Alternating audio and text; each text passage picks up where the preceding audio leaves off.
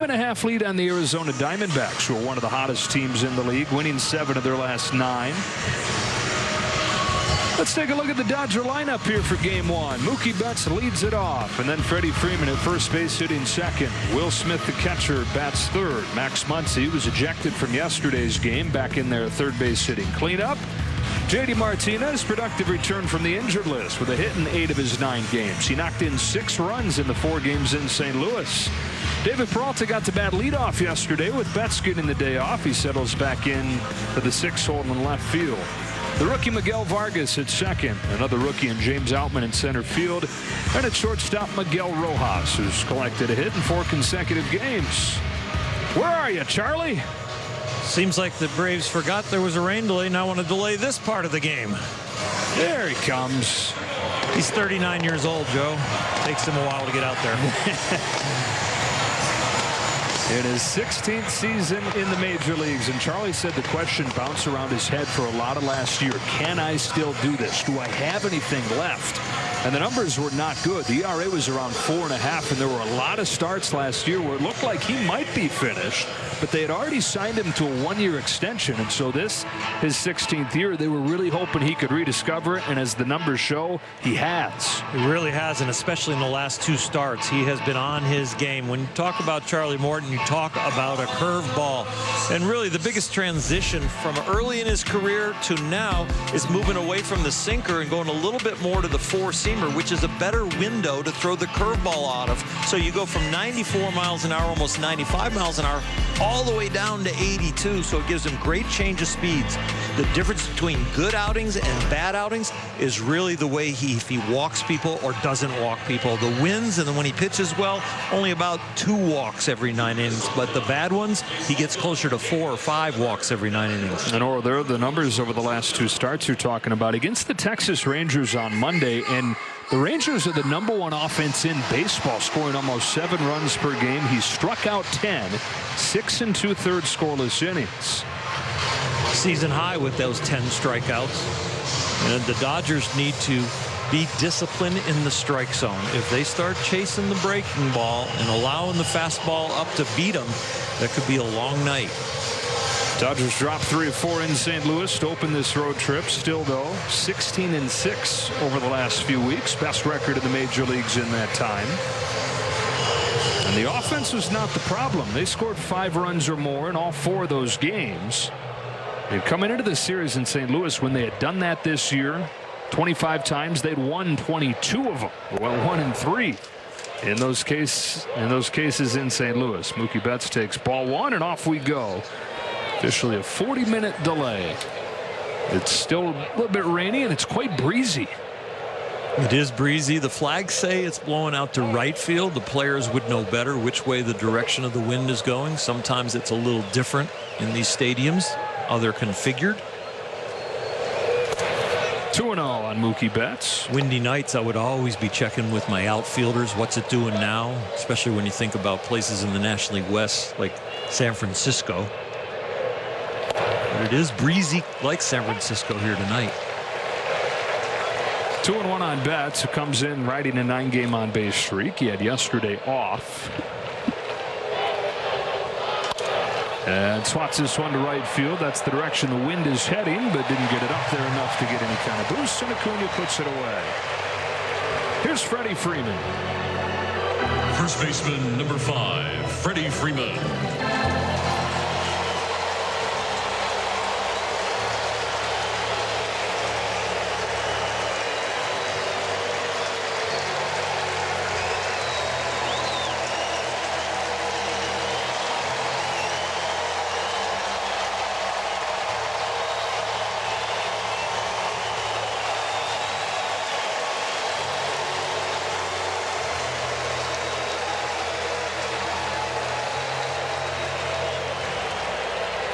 Atlanta's first baseman for 12 years, drafted by the Braves, came up September of 2010, won an MVP, won a World Series, the only organization he had known before coming to the Dodgers last season. He takes strike 1 from Morton. And he said coming into the series here last June, he wasn't looking for closure. He didn't think that he needed any kind of closure. But you don't know what you need until you go through it. And coming out of that series, he said, okay, I guess I did need to go through that process. I did need that closure. And it was from that point forward that he really felt like he was finally a Dodger, and the numbers showed it as he took off. He told Kirsten no emotions, no tears this time, but I'll bet you that ovation there and the time they gave him to tip his helmet, I'll bet you welled up a little bit knowing Freddie.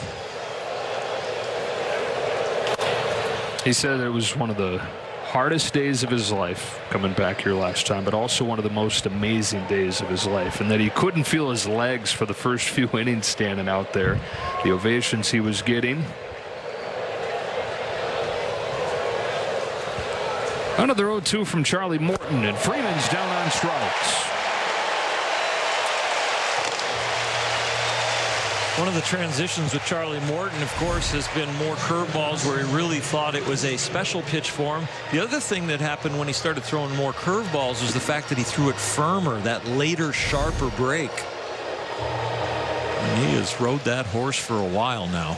And more than ever this year, almost half of the time, more than any starting pitcher. It's a fastball that misses away to Will Smith.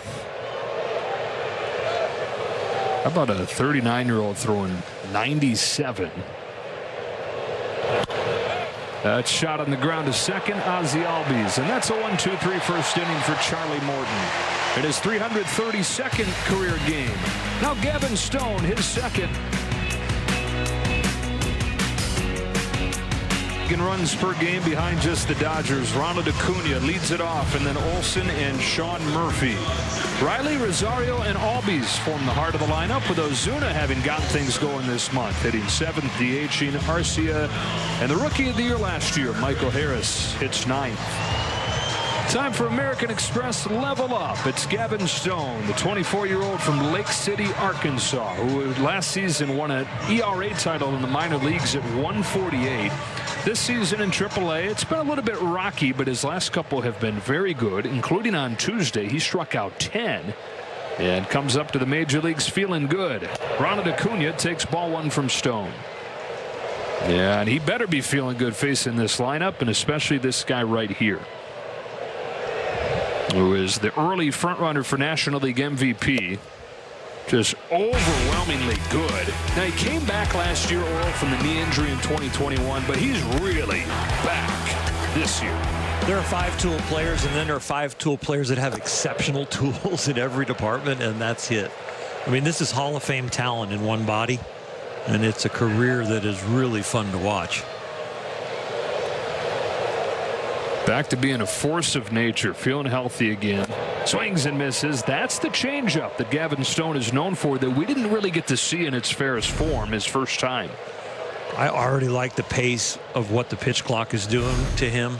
I love the fact that it's forcing him to get on the mound and throw another pitch. Line drive center field. Outman started on, and it takes off over his head.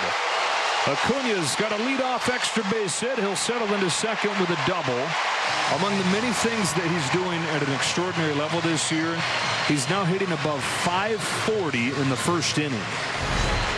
Well, there are line drives with topspin. There are line drives that knuckle at you. He got this line drive in a way that it had backspin, and that's why it was tough for James Outman to read. That ball had tremendous carry. So leadoff double for Acuna. And here's Matt Olson.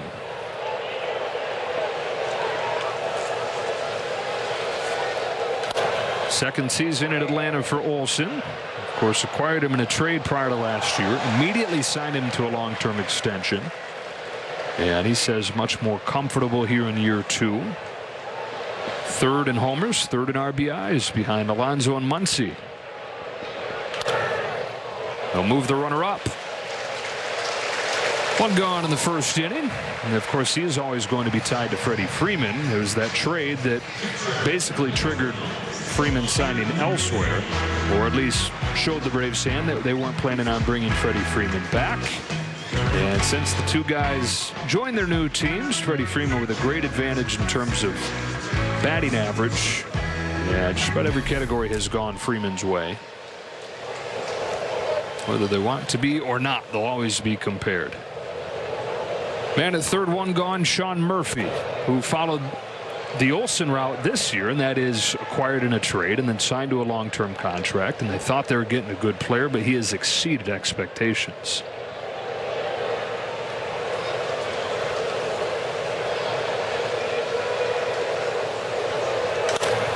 Cracked in the air to center field. That's down for a base hit, and the Braves lead 1-0. Sean Murphy drives home Ronald Acuna, and they get a run against Stone quickly. Don't be afraid to get back in the strike zone, and Gavin Stone is not. This is off the end of the bat, and James Outman out there in center field's got to be shaking his head. He's got one ball, it's got backspin that was hit hard. He's got another one that's off the end of the bat that looks like it'll reach him, but it has a flat tire as far as getting in the air and falls short. Two tough balls, and especially in relation to each other.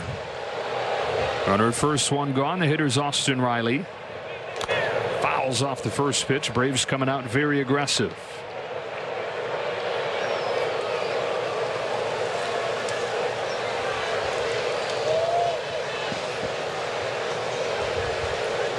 Riley, who a year ago was an all-star for the first time, 38 home runs, placed him third in the National League. And he's gone from a guy who over his first two seasons was a .230 hitter, said he can remember vividly going up there, just no confidence, to the last 2 years establishing himself as one of the top sluggers in the league. On this 1-1 from Stone, he takes a change that falls back in, strike two. That kind of movement will serve him well throughout his career. Love the fact that the changeup and the fastball can get on that same plane, and then they're going to have to figure out the velocity.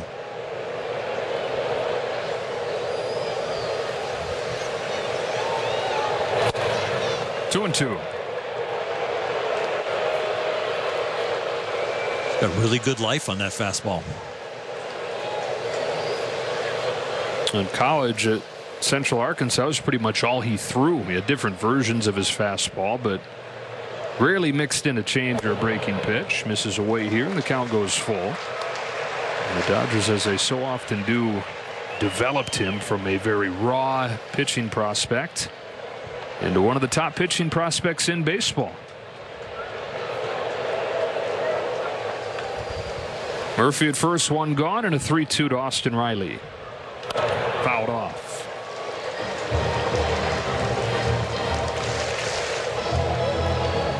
There were 160 players drafted in 2020. It was the shorter 2020 draft, and Gavin Stone was 159 out of those 160.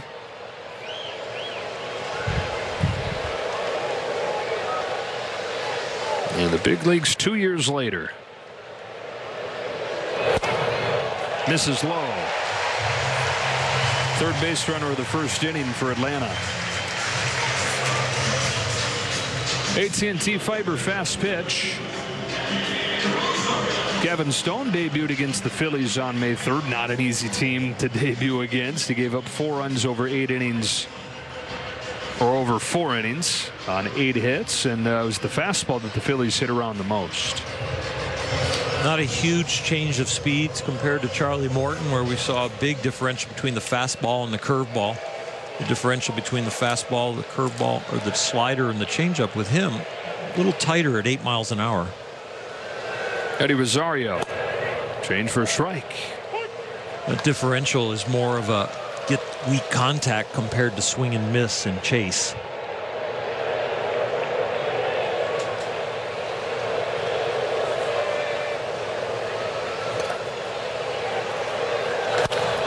Ripped to right, Betts is back, turns and watches this ball fly gone. Eddie Rosario, Dodger killer, with a first inning 3-run home run.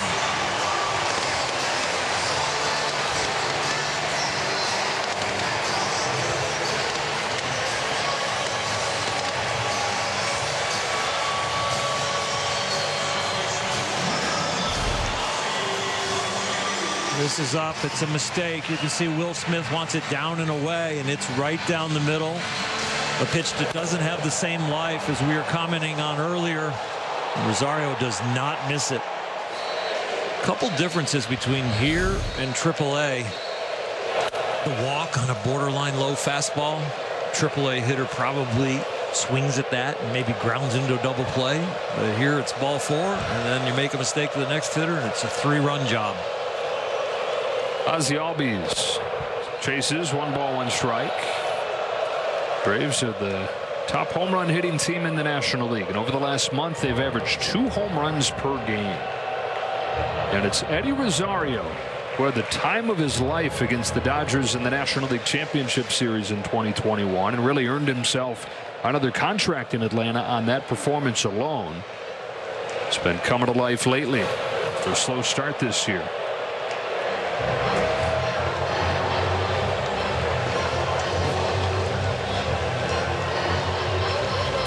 You start this game and you know where the Dodgers are as far as needing length, and you're excited, and at first that excitement goes into pounding the strike zone, but that last pitch went in, the excitement went into over trying. Fly to right center. Altman gets there on this one, and Albies is out number 2.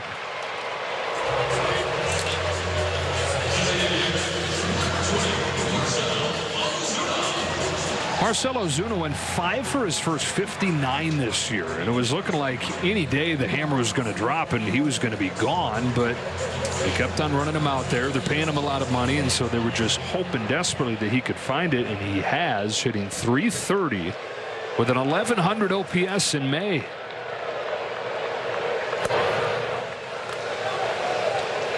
A little less chase, more discipline up there, and the first thing about hitting is getting strikes. 2-0, and the Verizon player profile, those numbers we're talking about month to month for Ozuna.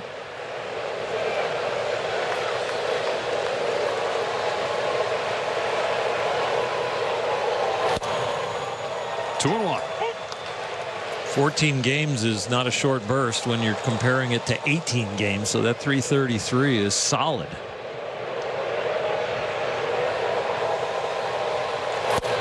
2-2. 6 home runs in 14 games is elite. Well, in the short 2020 season, remember, Ozuna led the league in home runs and in RBIs. But the last 2 years, .211 average, OPS well below league average. And out of the gates, it looked like more of the same this year, but he's discovering it.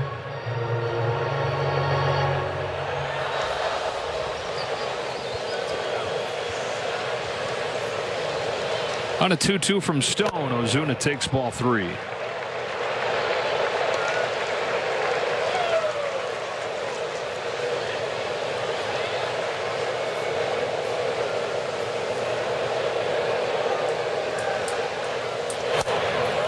And the Braves have brought 8 men to the plate in the first inning.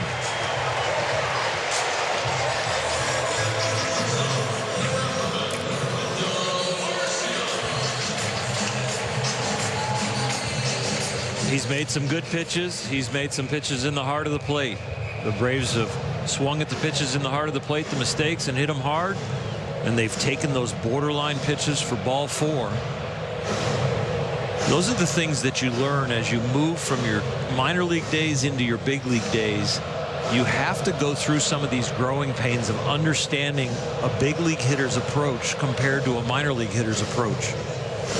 You got to remember that getting the number 3 and 4 hitter out, or the 2 and 3 hitter out in the minor leagues, that guy, when he comes to the big leagues, he's probably hitting 8th or 9th. And so you're going into almost a different generation of hitters that you go, whoa, these guys are a little different, and I've got to learn to adjust my stuff and my sights on what I need to do at this level to be successful. The 8 hitter, Orlando Arcia. And then, Oral, when you compare team 30 to team 1 or 2 or 3 like the Braves, there's another jump there. It's a huge jump. It's like going up to the big leagues and a half.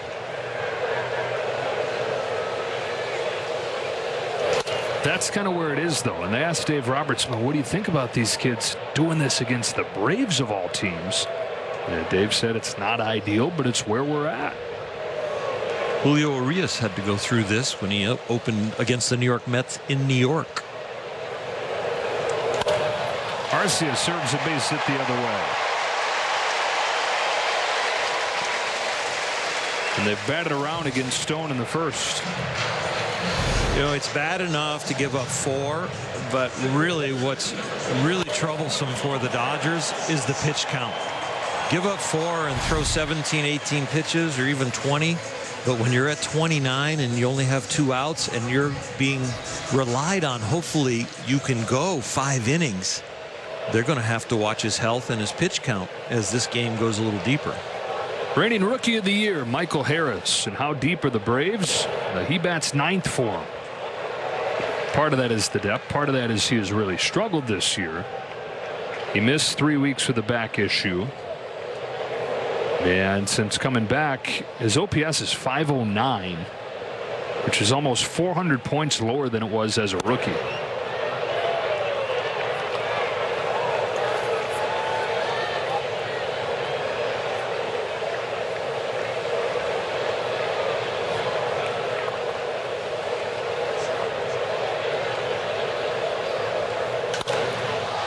Lifted the other way.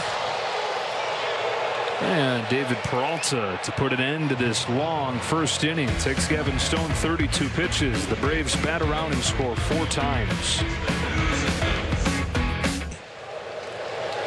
Max Muncy starts the second for the Dodgers against Charlie Morton, who starts him with a curve and misses low. Muncy thrown out of yesterday's game.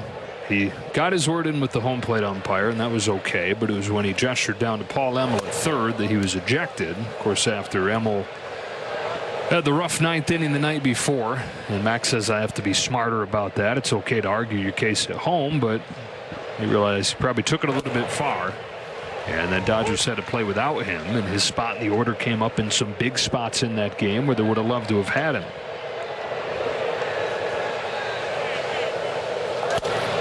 Two and two. Especially when you're a guy that so far this year is hitting a home run about every 9 at bats. You coming up in a game that's tight with men on, or would have come up in a game that's tight. You leave the park, it changed the whole game.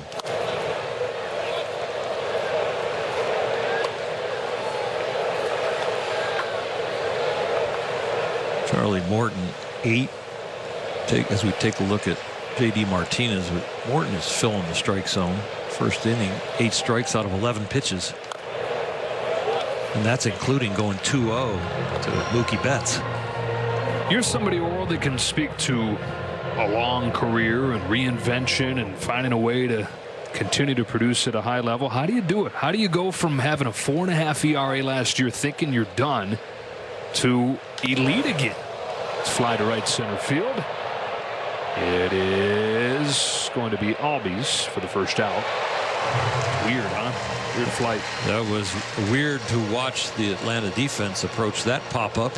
He tells you how strong the wind is up about the 3rd deck. But there are, the aha moment, the light bulb comes on, some advice, maybe the grip change on his curveball, increasing the velocity on the curveball, moving from a 2-seamer to a 4-seamer, as far as changing the vision of the hitters around the league. He invented himself mid-career, or reinvented himself mid-career, and found a lot of success. One away for J.D. Martinez, who takes low ball 1. Because, yeah, it's not just thinking he's finished last year and finding it this year. This is a guy who 7 seasons in Pittsburgh, never very good, injured a lot of the time. Martinez turns on this ball. Deep drive to left center field, and gone. J.D. Martinez gets the Dodgers on the board with his 2nd home run of the trip, his 7th of the season. It's 4-1.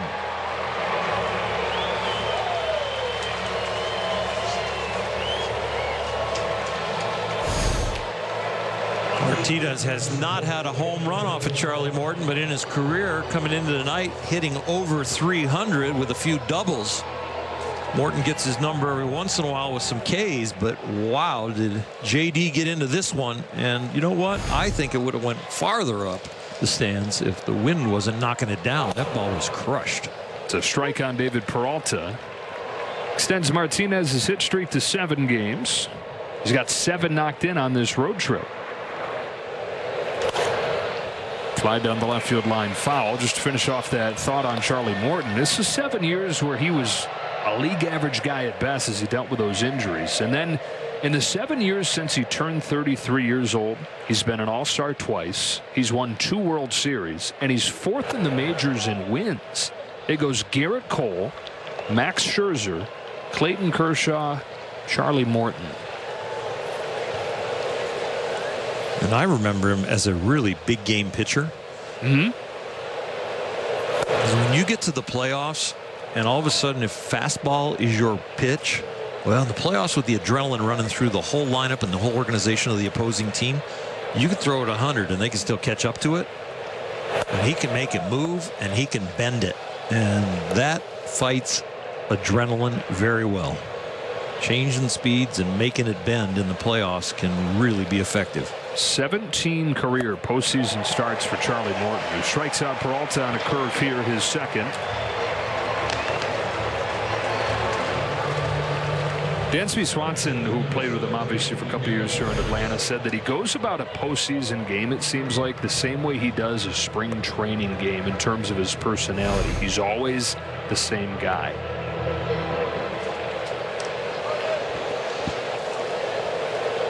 That is very tough to do. It takes a special person to do that. Strike on Vargas. Some people do it to calm themselves because I just need to be the same guy. If I get all quiet and get in my locker and have my head down all day, it's just going to be too tight. The other thing that kind of personality does to you, or that kind of makeup, is you can go to the game and actually be tired even though you felt like you were resting the whole time, because your engine is going crazy inside you even though you're sitting still.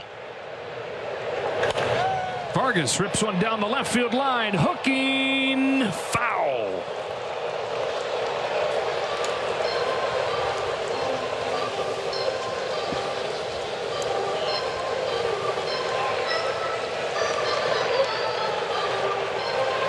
Dodgers putting some good swings on Charlie Morton in this second inning. Home run for Martinez. Close call there for Miguel Vargas, who's hitting above 300 over his last 8 games.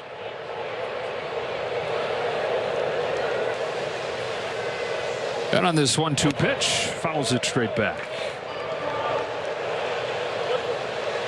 Every week for the last 3 weeks or so, his aggressiveness has really been ramped up. He's letting the bat go. There's more power coming out of his legs, creating bat speed. That just tells me, wow, the hand is feeling really good. He's got confidence in it to generate the bat speed. He's not afraid of a check swing like that. The strength in those hands are coming back. He's letting it go. Plays off here. Yeah, and both aggressive in how hard and aggressive he's swinging, and when you look at how often he's swinging, especially early in the count. He thought that he'd gotten too passive after the well-documented inability to swing because of his hand injury during spring training. Fell in love with the walk a little bit. It happens with pitchers too, because when you have an arm injury or something to your hands, for some reason subconsciously your legs don't generate as much power because you don't have the confidence your arm can take it. Little pop up, see if the wind can play any tricks with this. Matt Olson has it spotted and puts it away to end the second. But the Dodgers on the board on a sky-scraping home run from J.D. Martinez. 7th of the year, 2nd of the trip, and it's 4-1, middle 2. He gets a free Jumbo Jack tomorrow with the purchase of a large drink at LA area restaurants. Top of the order after Atlanta batted around in the first inning. Ronald Acuna started it all with a 111-mile-per-hour bullet over James Outman in center, and came in to score the first run.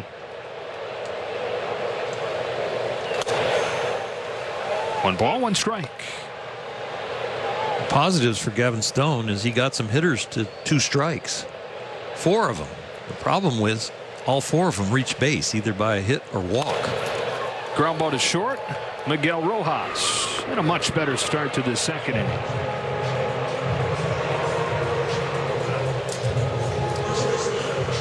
And the other thing, in getting to 2 strikes, he got a bunch of swing and miss. He had 5 swings and misses total in his first start in the majors. He had 6 in that first inning alone.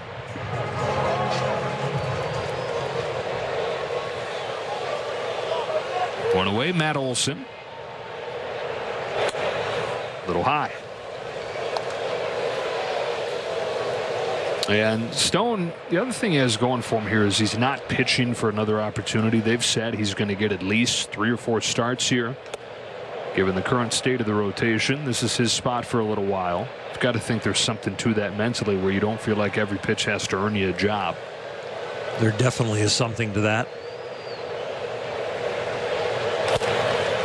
If somebody in the rotation is just missing a start because of a blister or they've got a slight ache that, you know, the organization thinks we're not going to put the guy on the IL, but we are going to skip him a turn and maybe have a couple side works to make sure he's okay before he comes back in the rotation, so you feel like you've got one and done. This is a little bit more of, you're a Dodger.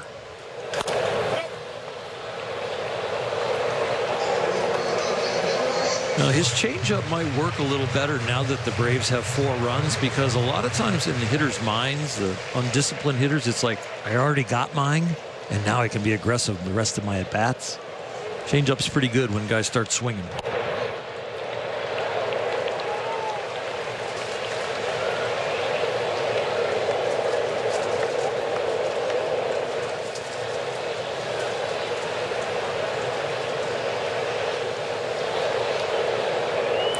Stone to Olson with a 2-2. And made another good change there.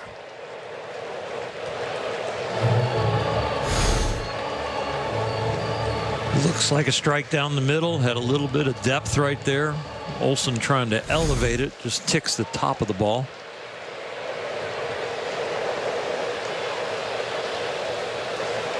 Another 2-2. Got him. A tight slider there to finish off Olson for his first K.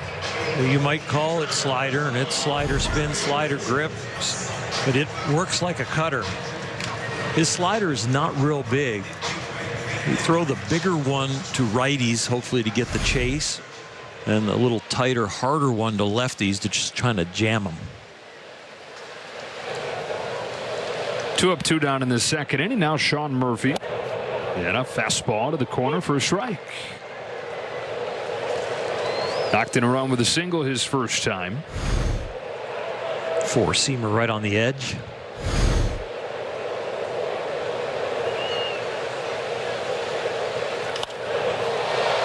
Off balance, sends a weak fly ball to left center field. And after the Braves bat around in the first inning, Gavin Stone retires him in order in the second. In-seat wait service for Dodger. Visit Dodgers.com/stadium club boxes for more information. All right, Kirsten, James Outman to start the third inning for the Dodgers. They trail 4-1.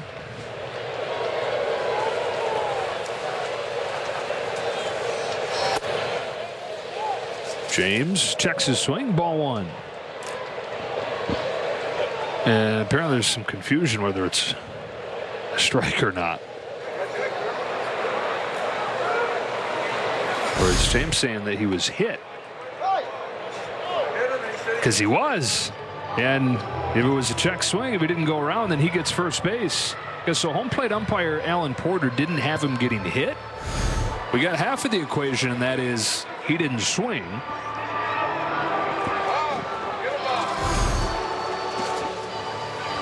It definitely hits him. The length of this conversation with Dave Roberts is they probably called it a swing. Well, they asked down to third, and they said no swing. Oh, then what do we got? Did Alan Porter take it upon himself to call a swing? And if so, why did the third base umpire signal no swing? Unless he mistaked Porter's signal for a swing as an appeal. Maybe he pointed at the swing and the third base umpire gave the signal like, God, no. Well, the count is 1-0 though. Now 1-1. Well, they should have went to the replay. Yeah, because that is a challenge. But yeah. Dave Robertson, they were on the phone and challenge never came. And it was as if Alan Porter gave him some kind of description like they couldn't. Wow. I think they're going to have a discussion between innings about that. 2-2 on Outman. Hit by pitch is a reviewable play. Yeah. And they're definitely some angst down there in the Dodger dugout. He's worked it full. That one almost hit him too. Yeah, we often say ball don't lie. Let's see if he ends up on first.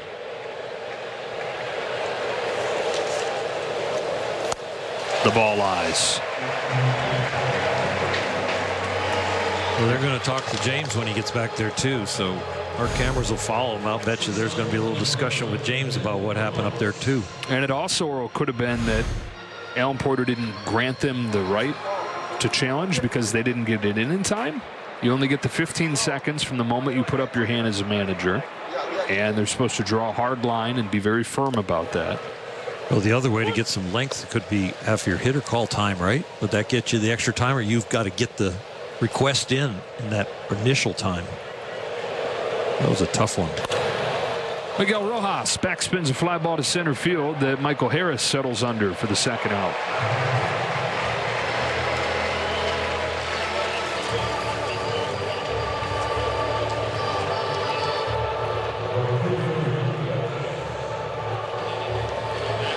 Back to the top of the order, and Mookie Betts. Kirsten Watson is hearing that it sounds like Dodgers didn't get the challenge in time. Okay. So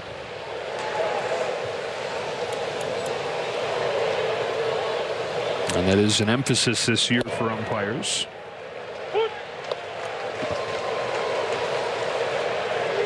Betts fly to right his first time. Right in a 9-game on base streak coming into this one. Well, Morton needs no pitch clock. I would love to see an amendment to that rule that if your hitter wants more time for that, he can use his timeout.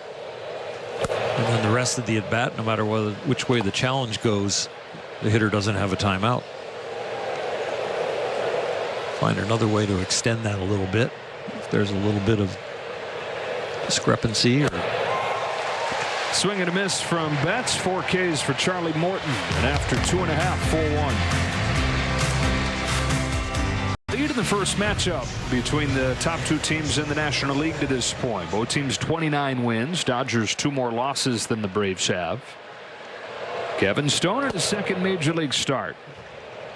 Gave up 4 runs in the first inning, went 1-2-3 in the second. Riley, Rosario, and Albies coming up here in the third.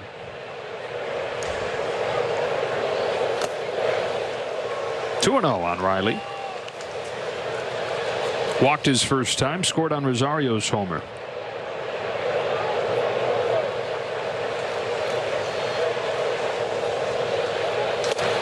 Two and one. Gavin Stone in his first big league start in his third inning gave up 4 runs, but came back in the fourth with a quick inning. And did the same thing here against Atlanta. It's one of the things the Dodgers love about this young man is the makeup. And the fact that you give up 4 in the first, and he doesn't let this outing spiral out of control and gives the Dodgers some length. That'll be a star next to his name.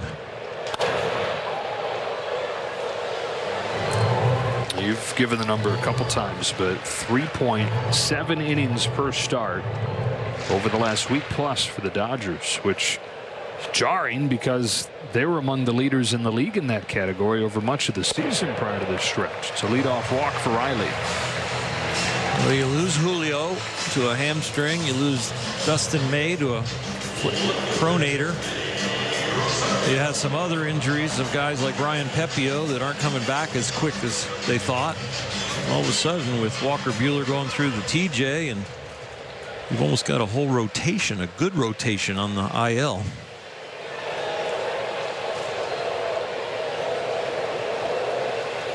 Rosario hit a 3-run home run his first time, scorches one to short, and that's a double play.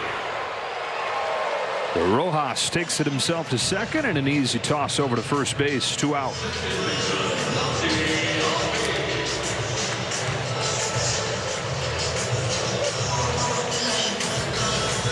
Two out, third inning, and here is Ozzie Albies, who, would you believe it, is the longest tenured Brave.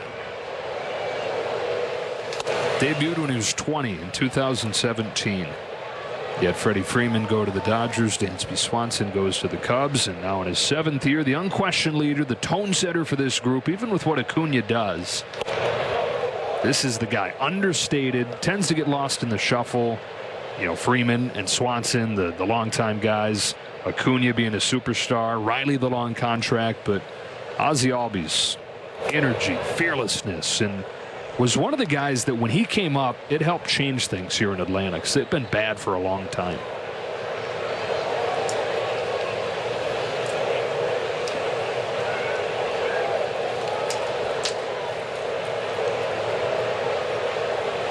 Falls behind 1-2 on a nasty changeup. Stone comes back home and misses high with a heater. You need your turnaround CEOs when your organization is going bad, and that would be the manager and a coaching staff. And then you need players that follow along, the employees that set that vibe. Hooks one to right. Here comes Betts to make a running catch and finish off the third. And Stone has faced the minimum over the last two. They were the loudest cheers for strike calls. Yeah. After the ovation. Yeah, Charlie Morton striking him out. That's a victory for Charlie Morton because coming into the game, Freddie Freeman is 8 for 15 with 2 homers against him. That means this at bat he is due. Yeah.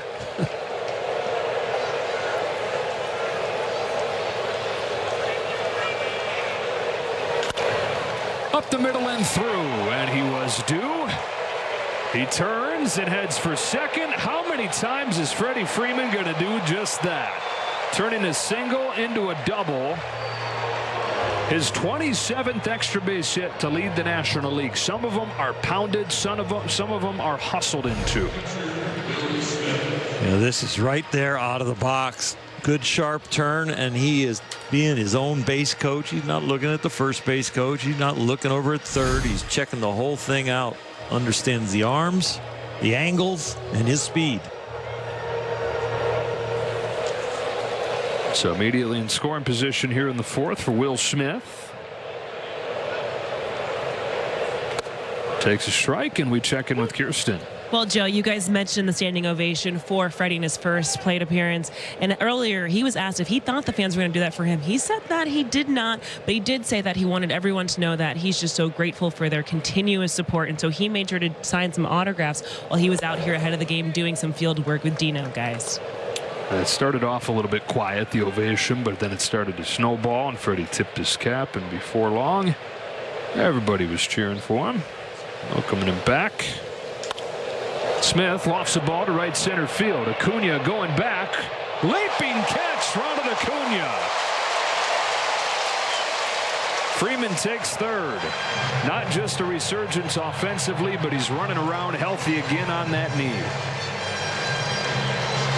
The wind helped this one, and the wind actually helped to bring it back to Acuna as it was slicing out there. The wind is bending it as it loses the velocity a little bit closer, and you see he almost overruns it, has to change his angle at the end and catch it almost over his back, over his shoulder. That is really well done.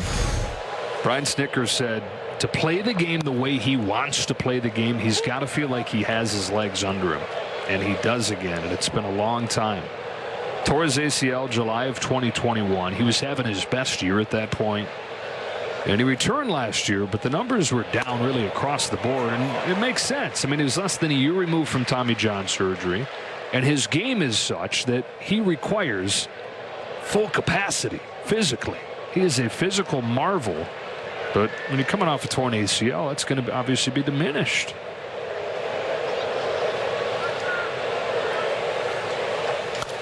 Muncy grounds it along first. Throw comes home. Freeman slides in.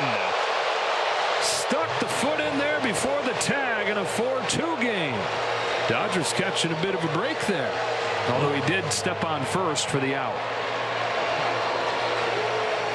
Well, if you're not a great base runner like Freddie Freeman, it was a man on first still after the fly ball, great play and right. Maybe a guy tags up and gets the second, but there's no way you score from second on a ground ball to first, right? Freddie Freeman with a great secondary lead at third, a great break, enough speed, and a good slide at home to be safe. That is a Freddie Freeman earned run right there.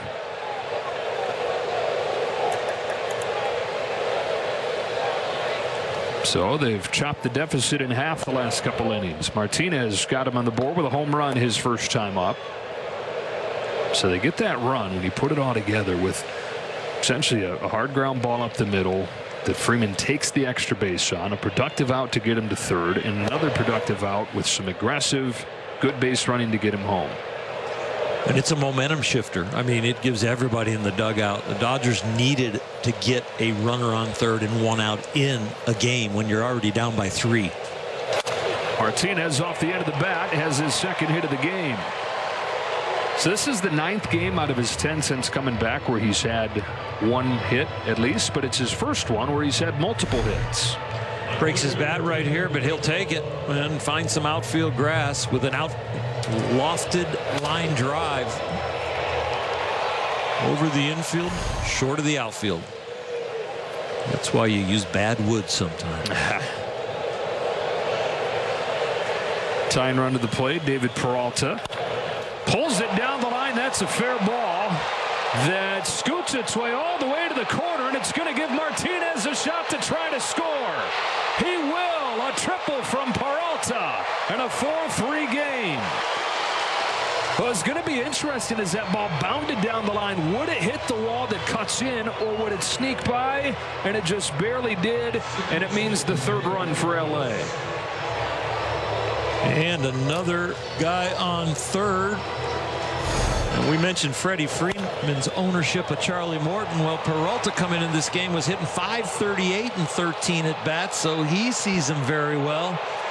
And yeah, there's probably somebody waving a towel in the dugout trying to get him some oxygen after those 270 feet coming around. So they've got it down to 1. They've got a man at third with 2 gone for Vargas, and he took ball 1. He's got another 2-out run for the best 2-out team in baseball. 2-0. Usually Charlie's rough outings are because of walks, but the Dodgers don't have a walk, but have gotten 3 runs.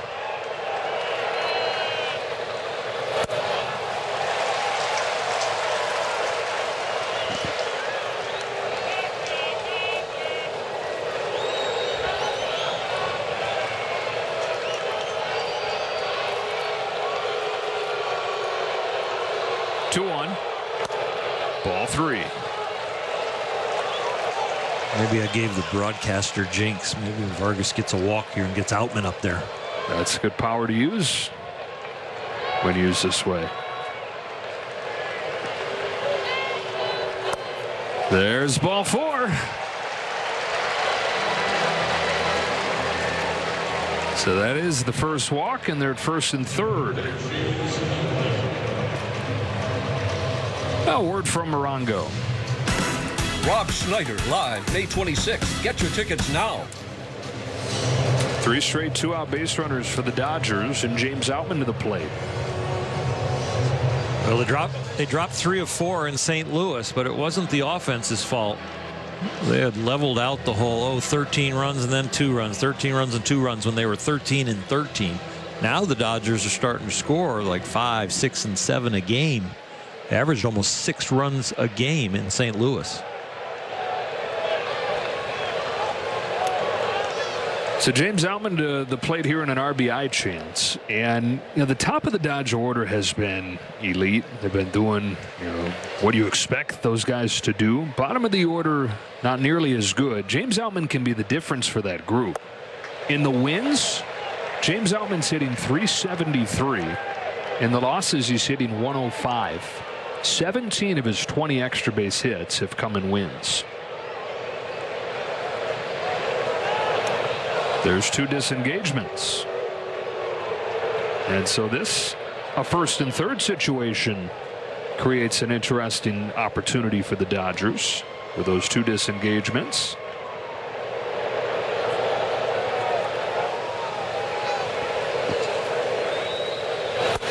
Ball and a strike on Outman.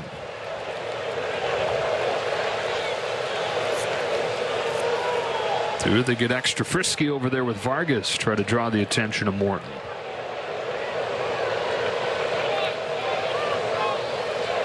You just can't cover that hole as well with the no shifting allowed. And Charlie Morton, the Dodgers are 1 for 8 off his breaking ball. So if he does go to the breaking ball, Outman has a bigger hole over there with a man on first. Where if you run him and try the double steal, you might lose the hole or you might lose the inning. 2-1 pitch. Outman takes ball 3. Rojas on deck.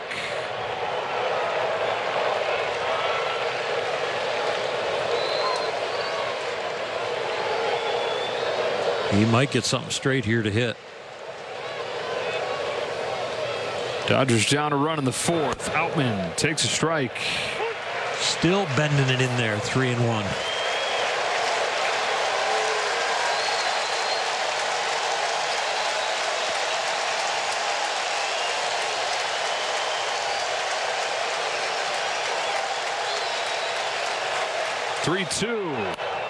Punches one left side. Riley's there. That's the inning. But the Dodgers get 2. 4-3 game to the bottom of the 4th. All right, Kirsten, on to the bottom of the 4th in this game. Gavin Stone goes back to work against the bottom part of the Braves order. Marcell Ozuna leads off and pops the first one sky high and foul ground. It will reach the seats. Oral, in our 8 years together, I've heard you many times say you can give them up. You just can't give up. For sure. I learned that when I moved from the National League to the American League, and you had to face the DH. Now that the DH is universal, you're going to give up some runs in the big league level, and it's going to feel like this could be a bad outing, but you have no idea what your team's going to score. So the worst thing you can do is be in the locker room after getting knocked out and know that after a big inning you kind of gave up mentally and you give up more, and then you watch your team come almost all the way back. You can't give up mentally. That got Will Smith on the backswing, flied to left field, and caught by Peralta. Smith not happy. Very sensitive about it because of the concussion protocol that Will had to go through from foul balls off the mask, and now the bat coming around there and got him.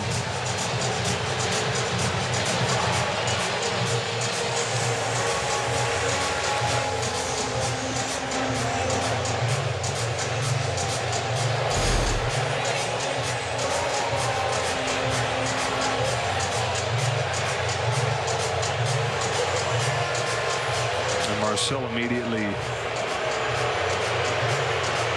turning back to make sure he's okay. But you said the word. Will sensitive to this, as of course he would be, coming off of a concussion. And that was a lot of extension. I mean, there are guys that let the top hand go but are able to hold up before they get to the catcher. That's full speed right there. There's not a lot of hold up there or protection for the catcher.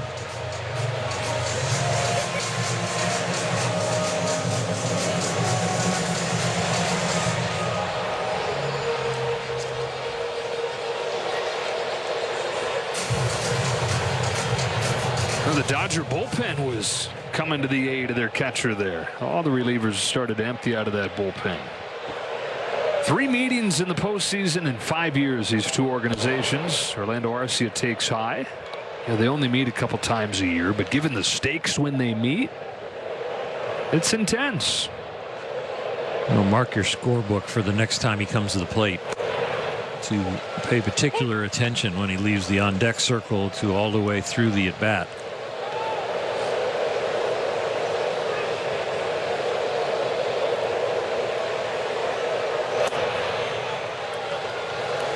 Not really a generation of retaliation. It's really kind of been curbed through the years, but there is some times when anger can brew.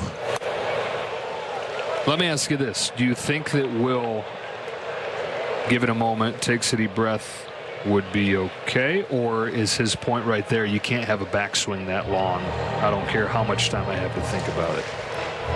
I think with Will, he'll take a breath, but I don't think he'd be afraid to still have a conversation. And that would be the point. Yes.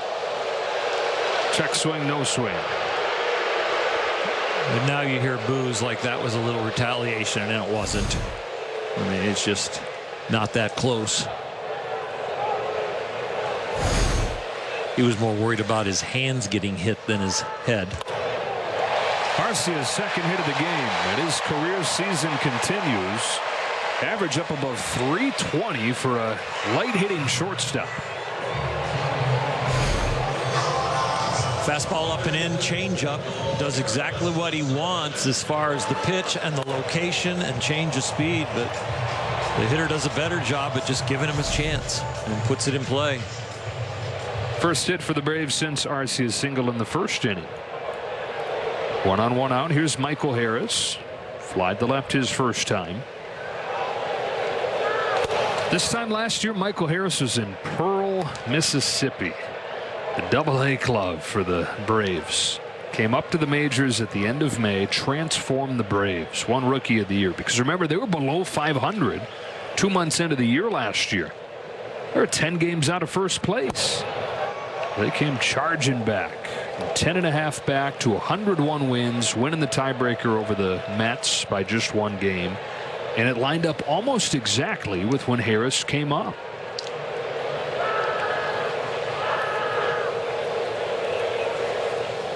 The 1-1 pitch to him. Cut on and miss, 1-2. Got him to chase low with a changeup. Got him to chase high with a fastball. That'll give you some confidence. Gavin Stone really got his pitch count under control after 34 in the first. He's averaged only 12 the next 2 innings. Change, grounded to first. Freeman guns to second one. Back to first, 2. Second double play in 4 innings. Induced by Gavin Stone. And after 4, it's 4-3. As a hit in 4 consecutive games. And a violation on Rojas. So no balls and 1 strike. Wasn't in the box in time to begin the AB.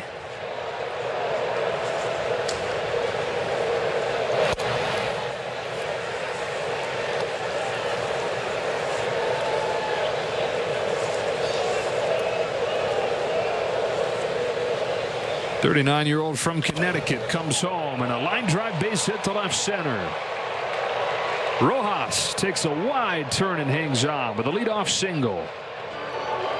So a hit in 5 in a row, but Rojas is in some pain. I think when he made the wide turn and then decided not to go and stop, he's saying he's okay, but he tweaked something at the end of this. He's had the groin and the hamstring issue. Little slip of the spikes there and then planting into that right leg. On the injured list for a while, had a minor league rehab, but he said even when he came back didn't quite feel completely right. Wasn't in any kind of pain, just didn't quite feel right yet. I'm not saying Miguel Rojas wouldn't have made a hard turn and busted out of the box, but I'm telling you, when Freddie Freeman does what he does, it sets a vibe and a tone that anybody getting a base hit to the outfield is going to bust it to first and make an aggressive turn. Going to stay in the game. Back to the top of the order, Mookie Betts. 0 for 2 today. Like a number of these guys, good numbers in his career against Charlie Morton. 324 with a home run coming in. Curve, strike 1.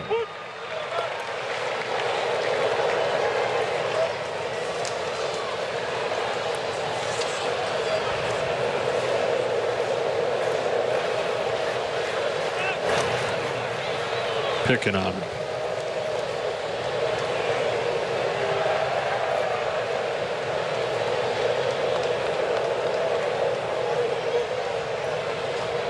Better and better, the bigger the stage.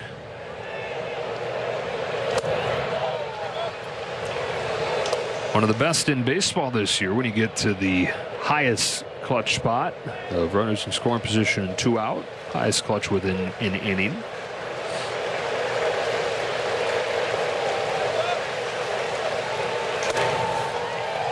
Way outside, ball 2 on Betts.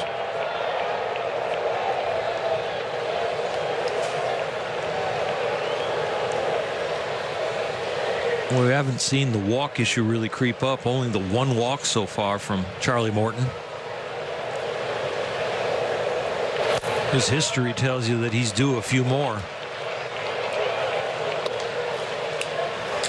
Especially against a team like the Dodgers that doesn't venture out of the strike zone very often. Second in homers, first in walks in the National League. Rojas at first, 3-1 to the plate. Betts takes ball 4, and the first two have reached here in the 5th.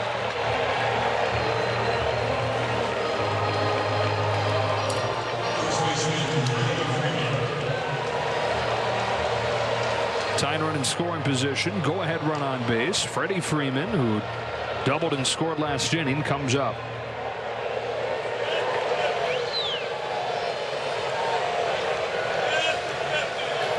You love it when a .323 hitter comes up in this situation, and you love it even more when he owns the guy on the mound.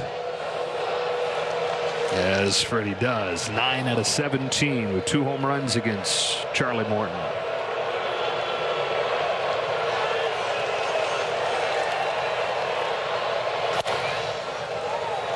The 323 average you mentioned, that's right up there suddenly with where he finished last year. 325 as the runner-up for the batting title.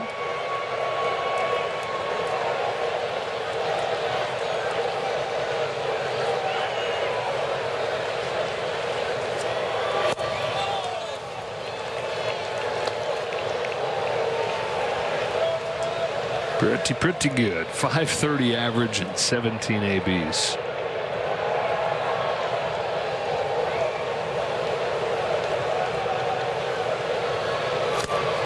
Some guys you got to kind of search and spin and frame to find a split where it's kind. Any split you look at with Freddie Freeman, whether it's a ballpark or a pitcher or a pitch type, he's probably going to be good at it. Down 1-2 here, and he golfs one down the line. If it's fair, it's got a chance. It is a fair ball and a 3-run home run.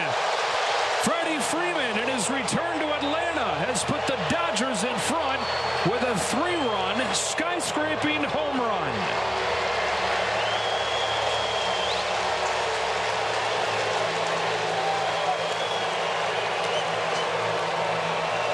One breaking ball was down and in. He pulled it foul on the ground. Another breaking ball was away from him. Kind of had a pull swing and swung through it. This one's a breaking ball that stays elevated and kind of is just hanging there. And he takes the mistake, a pitch that he's probably looking for off of Morton, and deposited it right down the line, close to the foul pole. At first, he says, I might need to watch it. And then he sees it's not hooking. It's going to be a homer. Majestic. Right there, Joe. Hanging right there in the middle. Boy, for a big guy, it's a simple swing. Already spread out. Bat ready to launch. Short to the ball, but powerful. Way up there. It brings rain, and it brings the Dodgers their first lead of the day from down 4-0 to ahead 6-4. And it's got to just break the hearts of Braves fans to watch him touch home and make a right-hand turn to the third base dugout. Now Will Smith driving a liner to center, but it's right at Harris.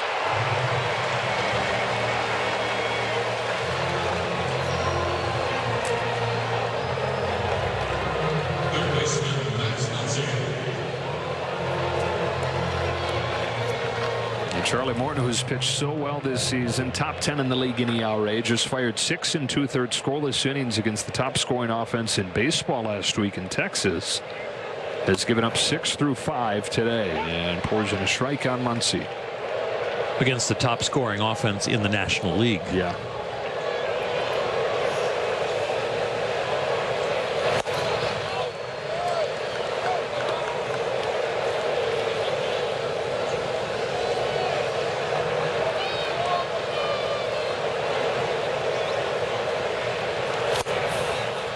One and two. Rare change up.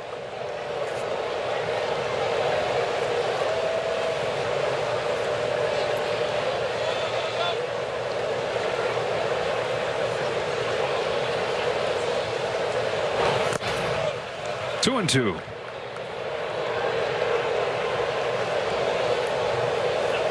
As you get a little older, and at 39 years old, the caliber of your bullets can change within a year. And we see he's been throwing 97, but Gets Muncy. recovery time between pitches, between outings, here comes those aches and pains, and it takes a little longer the older you get to get rid of them. So with the really good outing last time, probably a lot of adrenaline and aggressive pitches, you never know when you come back into the next one. Was 4 days rest? Well, he didn't get 4 days rest. He got 6 days rest. They've been kind of pushing people back to get him more rest, knowing that he needs more time to recover. The Dodgers have caught up to him. JD Martinez can't lay off that first pitch fastball. Strike one. Martinez 2 for 2. Started the scoring for LA with a solo shot in the second. It's nice to see him have a multi-hit game.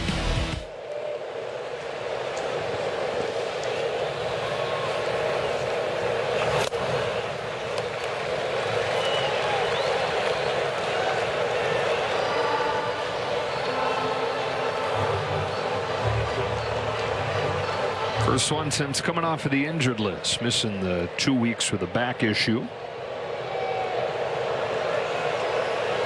And this is 10th game back. On an 0-2 from Morton. He swats it foul.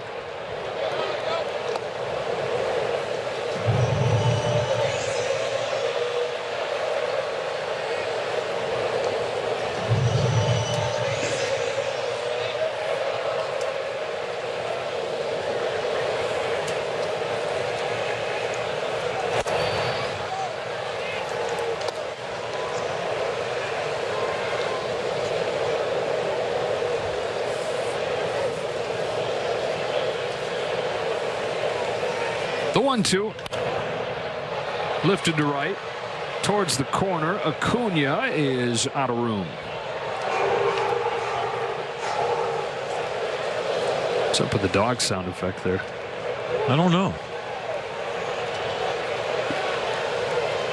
Fouled it off into the dog pound. I'm being told they love the bulldog here. It's because they love you. Okay. Yeah, they cheer for foul balls because of it. Yeah, right. That foul ball reminds me. Oral Hershiser's here. Right before Chipper Jones goes deep. How about a 3-for-3 start to the game for JD Martinez? He'd been getting a hit a night since coming back, but his first real outburst here.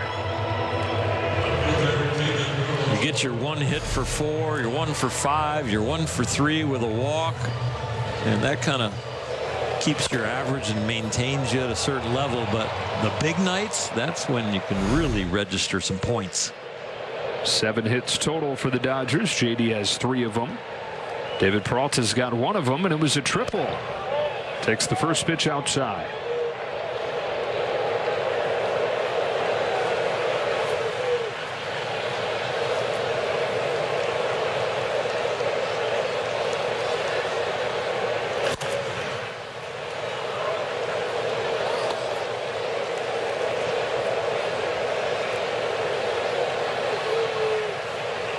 .48th career triple, by the way, for David Peralta. Top 10 among active players, playing all those years in the best triples park in baseball in Chase Field. Combined with better than you might assume speed, because he's a big guy that can hit for power, but he can really run.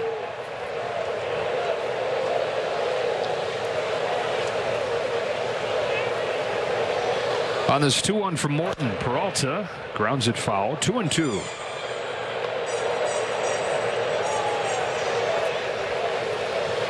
Action in the Braves bullpen. Joe Jimenez. That is a very heavily worked Braves bullpen. Really, both these staffs in similar places. Both these teams in similar places in the standings.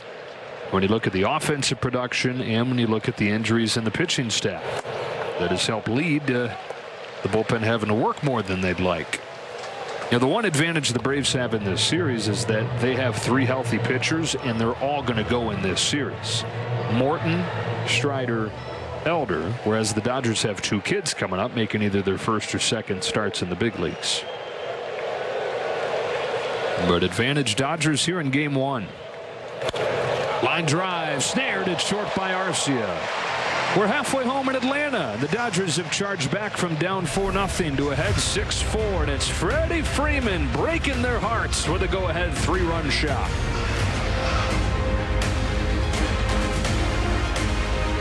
From Shakey's Pizza, plus a teaching kit. Enter online at SpectrumEducator.com. How about the life Gavin Stone has lived within one game here? 32-pitch first inning where he gave up 4. And now finds himself 3 outs away from qualifying for his first big league win. Going to have to earn those 3 outs, though, that's for sure, because it's Acuna, Olson, and Murphy at the top of the Braves lineup. Acuna lined to double his first time, grounded short his second. Here's a 2-0 and ball 3.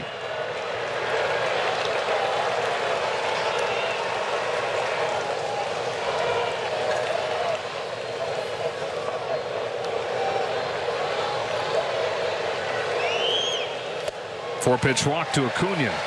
And so you've got the National League leader in stolen bases aboard with a 4-pitch walk to open the inning. Acuna's second in average. He's second in OPS. Leads the league in hits, in runs, and with his 18 stolen bases.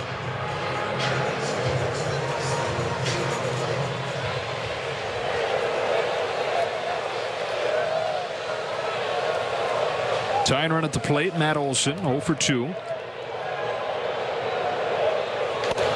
That's 5 straight balls from Stone to open the inning, and a visit from Will Smith. You're looking for that special shutdown inning, and the first thing you need is strikes. You definitely don't want to throw a pitch that you throw in the 2-0 count and then shake your head and go, why didn't I throw that first pitch and have 0-1? So you start to get braver the deeper you get into these counts of 1-0, 2-0, 3-0, and you go, I got to go to the middle of the plate. Well, go near the middle of the plate early and get yourself in some pitchers counts.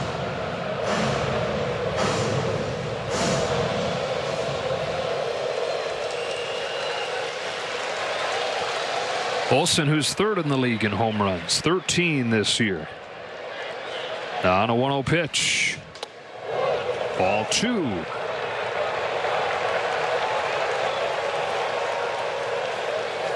Olson in his first year in Atlanta, 34 home runs, second in the league in doubles, had 44 of those. Takes ball 3.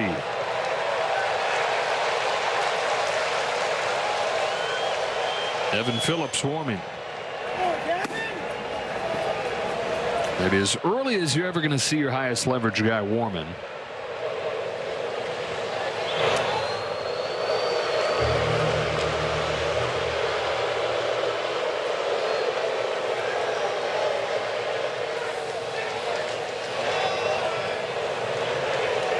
Most pitches Stone has thrown in a game this year, by the way, 93 in his last start. Back-to-back 4-pitch walks.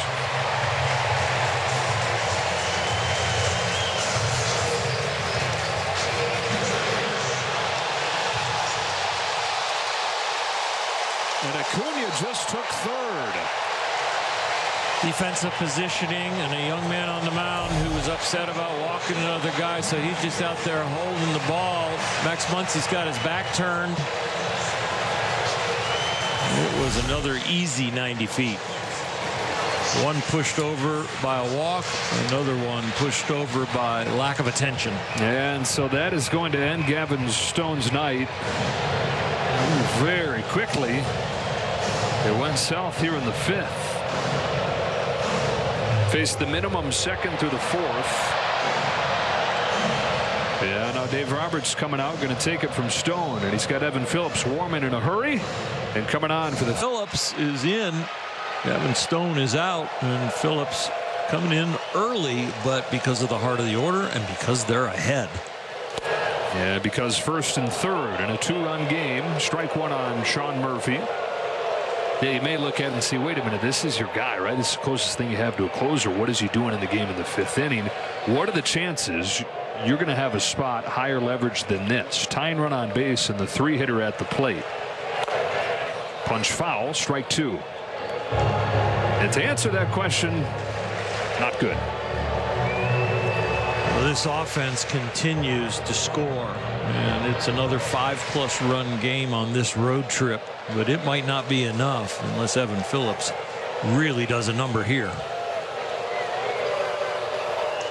Murphy's a hard guy to strike out, but he's got him down 0-2. A ground ball to short. Backhand Rojas to second one. Throw to first is late. Acuna scores, and it's Ronald Acuna's hustle with the Dodgers falling asleep that scores them their 5th run. Yeah, we've seen Miguel Rojas go to the hole like that with another outstanding play, but if Acuna's still on second, he's coming to third to Muncy, which they did in St. Louis. But now he's got to continue to make another outstanding play by turning and making that throw. Outstanding attempt to get 2. Good right here with the glove work to prevent that from being a single. Vargas does everything he can to get it to Freddie. Still no double play, but you know what? That was a positive thing for the Dodgers because of that man right there.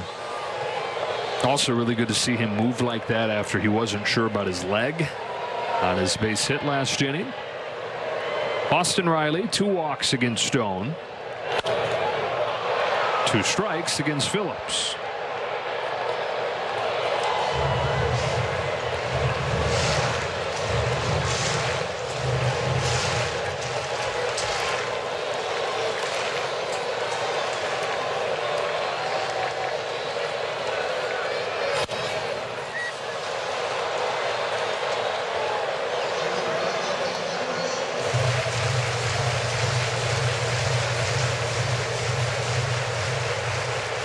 Evan Phillips pitching against the team that drafted him originally, 2015 at a UNC Wilmington.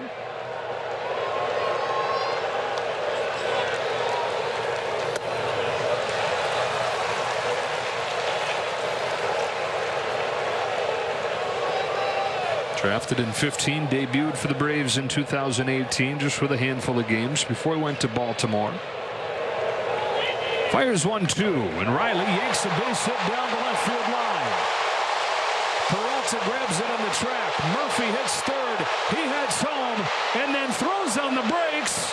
Back in safely. Double from Riley. Second and third, 1 away.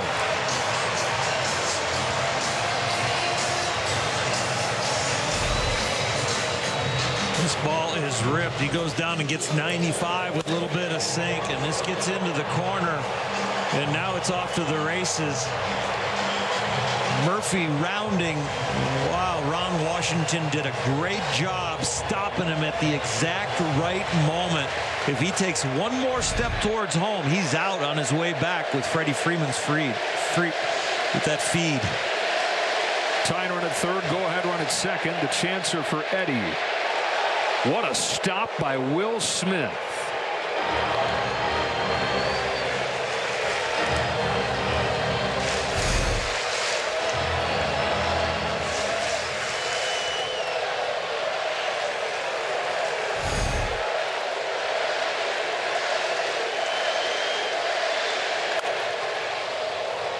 One. Well, I know the hope is that Gavin Stone shows up and goes 6-7 scoreless innings in a perfect world, but this is hard to beat in May. These two teams playing a game like this. 1-2. As good of an atmosphere as you're going to find on a Monday night in May in baseball.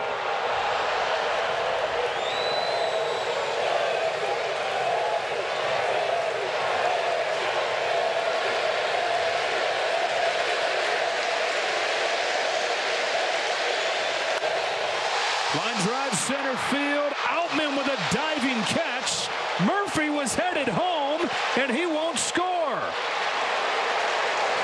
Wow, he scores easily if that's down. There's no reason for him to take off like that. No, he came not halfway, but about a third of the way. And the read is really to be about 1.5 to 2 steps away from the bag. So if the center fielder catches it on one hop, you can still get home because you're only 80 feet away.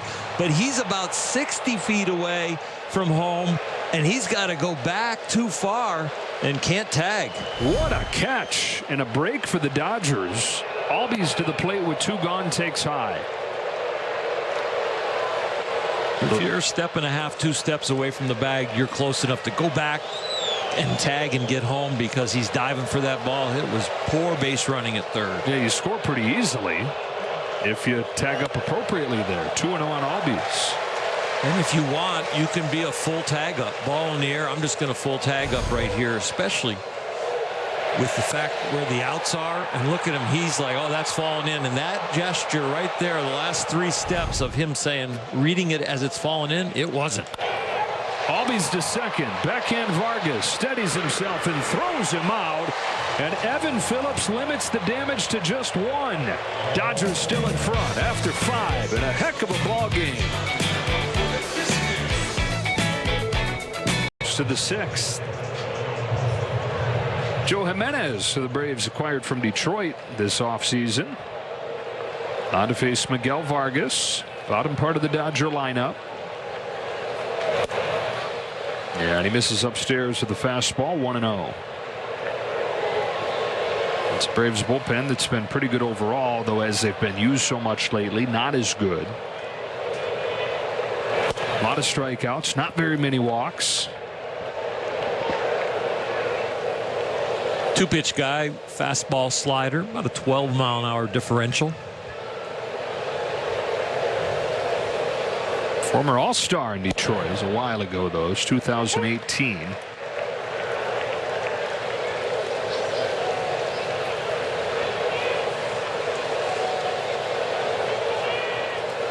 And scuffle in the last few. 2-2 on Vargas.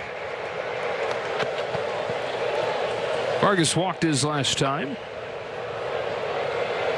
He's reached base in 8 of his last 9, hitting close to 300 in that time. Leading off this 6th and leaving the fastball up high.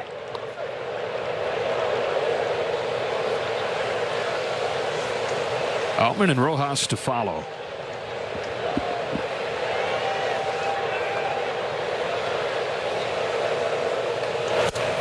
Perfect pitch, 1 away.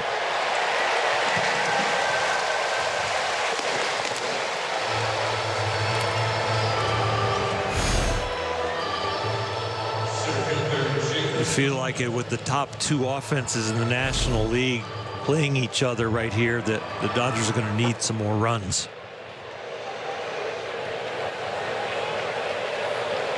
Outman 0 for 2 at the plate, but saved the run with a diving play in center field last inning. And Sean Murphy was the runner at third that played into that equation. It's a pop up. Foul ground third base side. Murphy to the on deck circle and into the first row.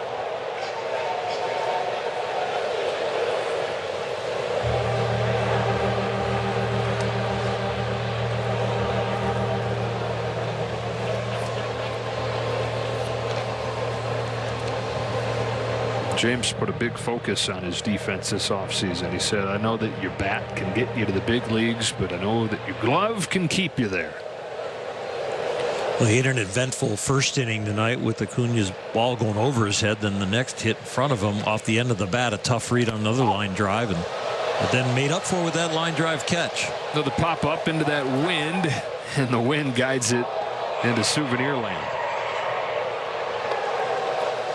Not an easy night to play defense. We saw the Braves on a pop-up that looked like it was going to end up in center field. Ended up being caught at second base. Not an easy night to catch pop-ups either. Or, as a fan, souvenirs out there. Yeah. Eesh.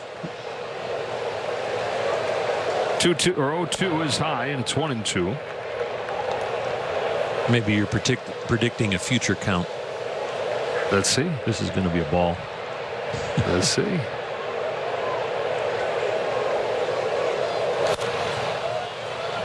Still could be. Still could be. Yeah. Suspense is killing me.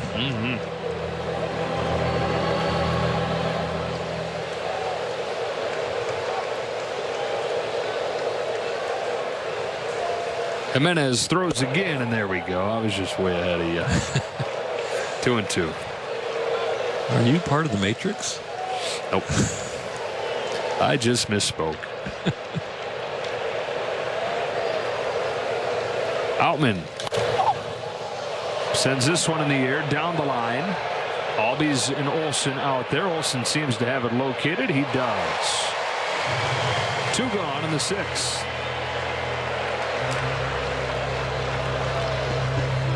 A.J. Minter. Luckily for Freddie Freeman, if this were to get there, it's Rojas out of the 9 spot. Betts after him. Then it'd be Freeman. Rojas singled and scored. His single started last inning, which had Freeman's home run swing in it. High and away, or high and in, ball 1. For Rojas, a hit in 5 games in a row. Tremendous defense and a little more offense coming on this trip. Rifles one down the line to left. That is a fair ball. And he's got back-to-back multi-hit games. This is a 2-out double for Rojas.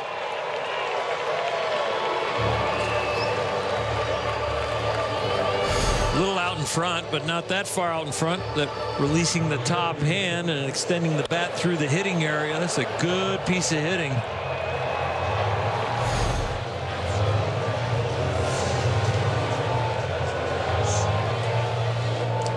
Oh, he said that Jimenez would probably get to face Betts, but it looks like they're going to go to Minter for Mookie Betts instead of waiting for the lefty-lefty with Freddie Freeman. It's 6-5 Dodgers. They've got a man in scoring position, and Mookie Betts coming to the plate. A.J. Minter coming into the game.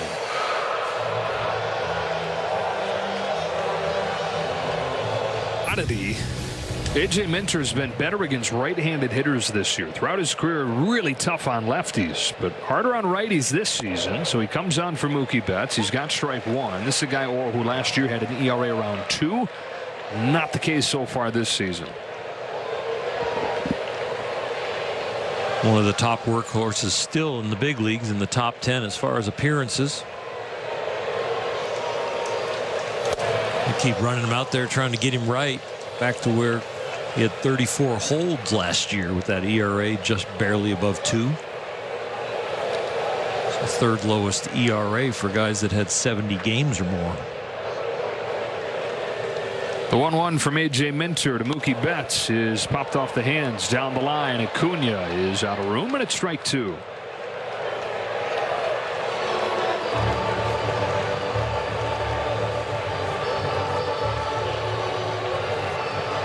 And Mookie extended his on-base streak to 10 games with a walk in front of the Freeman home run last inning.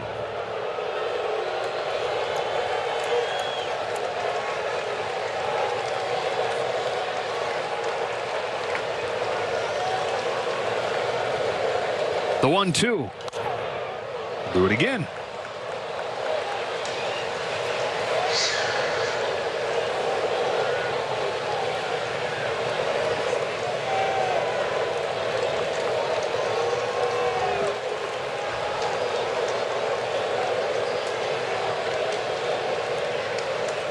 Mookie Betts will wait on this 1-2 as Minter takes a look at Rojas.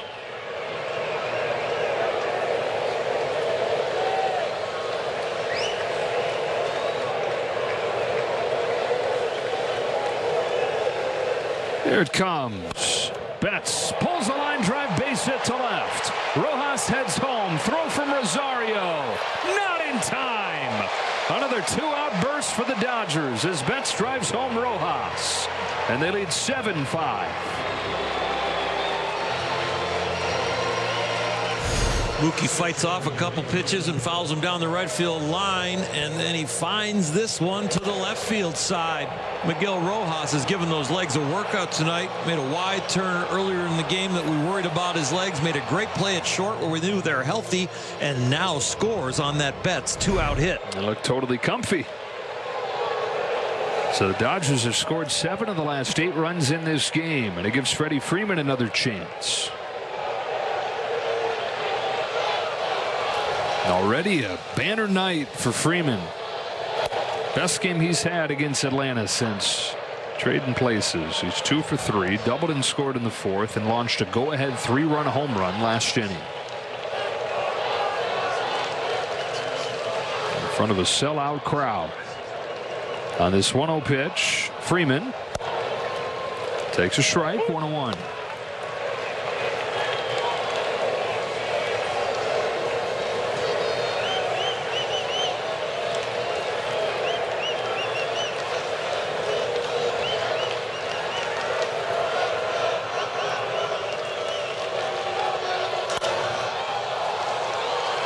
One and two. Inside the box score brought to you by your Lexus dealers. Looking in a little more detail at the night Freddie Freeman said. A complete hitter with power. There's nothing he can't do in the batter's box. Prepared, disciplined, consistent with his approach and his production. Another 1-2 from Minter. Freeman watches him miss. 2-2. Game.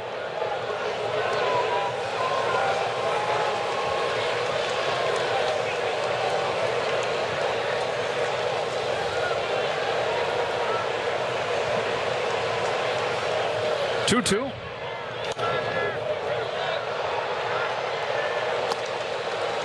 We see those foul balls a lot when it's left on left situation with Freddie, where he's late on the fastball but on time for the off-speed stuff. He gets to a point because of those foul balls where he has a chance to get a mistake. Down on a fastball here. Dodgers get another on a 2-out base hit from Mookie Betts. Checks into the game for the Dodgers after Evan Phillips gets out of that fifth with minimal damage. Ferguson to face the bottom part of the order. No earned runs in his last 16 games.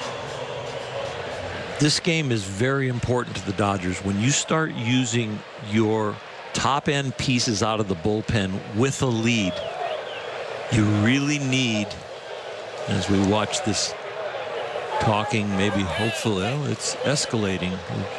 Quarter getting between them.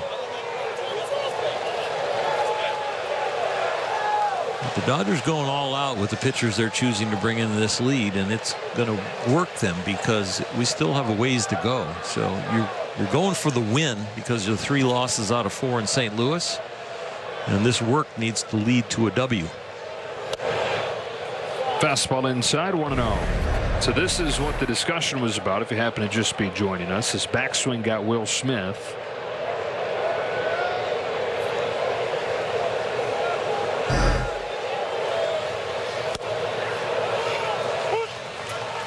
And remember, the bullpen door opened up and guys like Caleb Ferguson and Evan Phillips came out to the rescue of their catcher. So this is a very emotional, personal at bat right here. Base hit for Ozuna. Leadoff single. Let's see if on this hit the backswing is more abbreviated. It is the same. That's just his swing. It's how he's been swinging for a decade. Will was definitely farther back.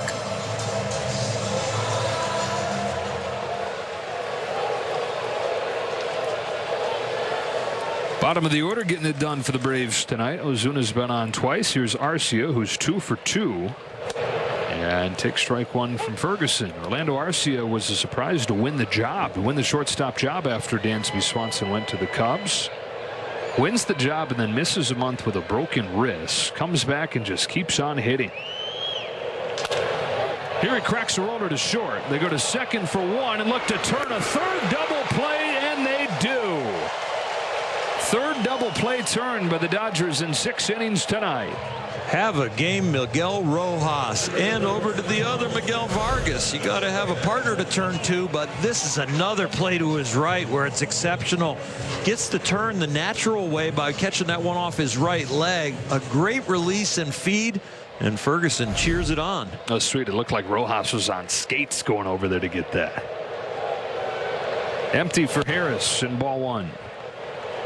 Here's where Ferguson's been extra good. Left-handed hitters 4 for 30.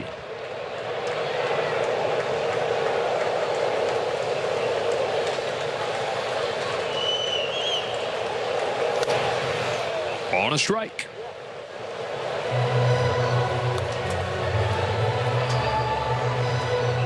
That's a new season high for the Dodgers. There's 3 double plays induced.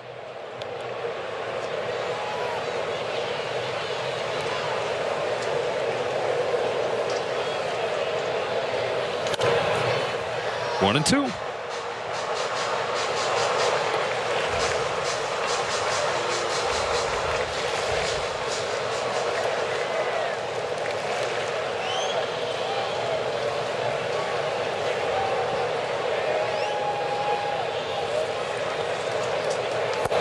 Got a chase. Caleb Ferguson faces the minimum in the 6th inning. 7-5 to the late innings in Atlanta for the Braves. Tony Gonsolin and Bryce Elder on Wednesday, and then they head off to St. Pete to take on the Rays. 3, 4, and 5 against A.J. Minter here in the 7th. That's ball 1 on Will Smith. Trying to jump out to a 1-0 series lead tonight. Trailed this game 4-0 after 1. They lead 7-5. 2-0 on Smith. It's going to be some work to finish this off with that 7 on the board for the Dodgers, but when they have scored 7 or more runs this year, they are 15-2. But this one still could be a squeaker.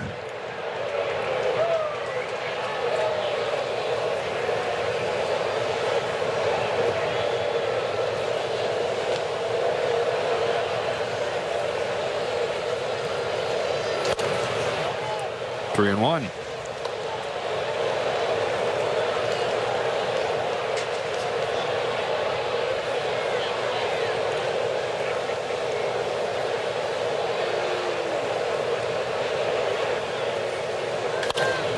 Ground ball to third, scooped up by Riley. And Smith is the first out of the 7th.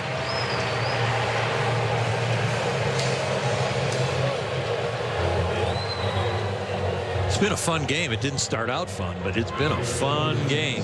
We're probably going to see 3 more pitchers from the Dodgers because they don't have an off day until Thursday, and they're not going to want to burn anybody up in this game where they go more than 1, I would think.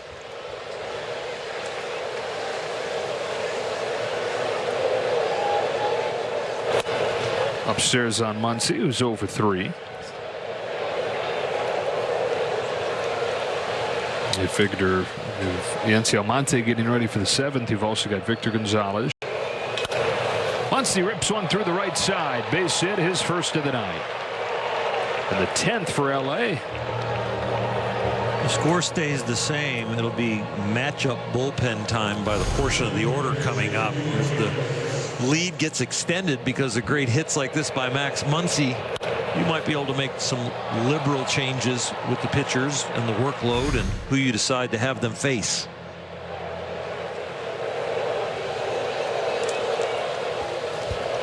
JD Martinez tries to continue what's been a perfect night. Home run and 2 singles. Looking for his second 4-hit game as a Dodger. Had one in April. Chris Taylor's on deck. It's David Peralta's spot in the order, but with the left-hander Minter on the mound now. That'll be Taylor.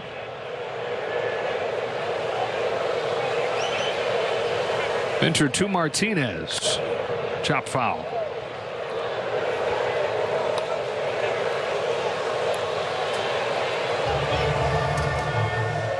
You can expose your hand to putting Chris Taylor in the on-deck circle instead of Peralta because there's nobody up in the Brave bullpen.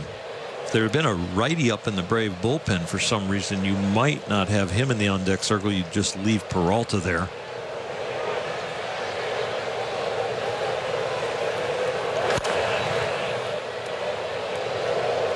Remember, they are not in the game until the manager points them in, so you can get ready in the on-deck circle and still wait before you're put in the game. You can get pulled back from there and send up Peralta. You can get pulled back from there and send up another batter.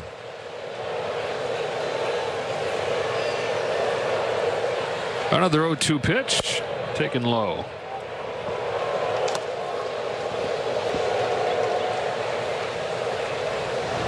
And Kirby Yates starts to warm.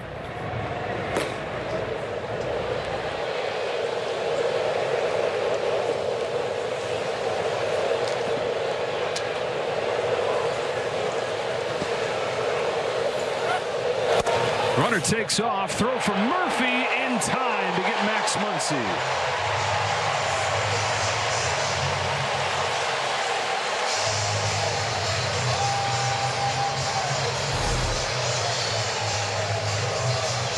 Max with the jump. It's fastball away. It actually loads a catcher's arm when they're right-handed because that backhand and then a very good quick tag at second. It's one of the reasons they wanted to get Sean Murphy. They figured the running game becoming a bigger part of baseball. Murphy, excellent thrower. So the base is wiped clear, and a 2-2 to Martinez. Rifled to right center field. That ball's deep. That ball's gone. And the second home run of the game is part of a 4-for-4 night for J.D. Martinez.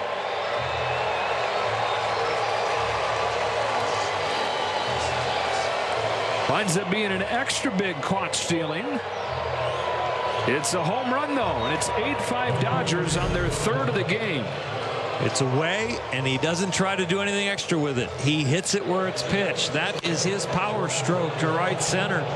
The power a little depleted last year, but he has found something here in a Dodger uniform and has really been hitting the ball hard. A resurgent power. Martinez a year ago, 16 over a full season. It was the fewest he had had in a decade.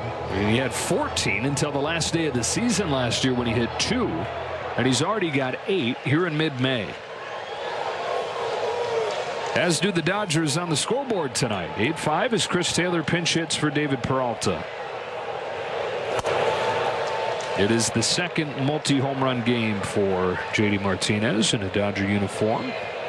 Both of his 4-hit games have had 2 homers.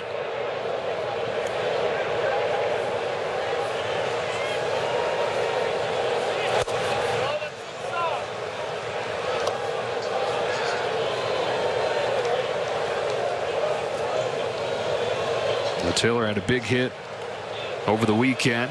The Dodgers' lone win in that series in St. Louis. And he loops this one down the left field line, foul. Overall, though, he's gone into a slide, 3 for his last 27.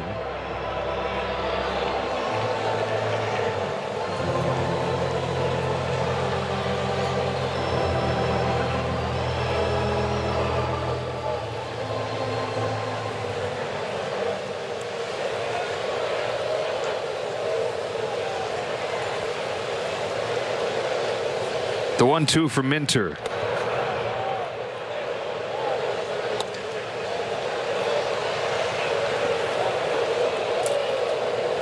Dodgers get hits from a lefty and a righty off of Minter.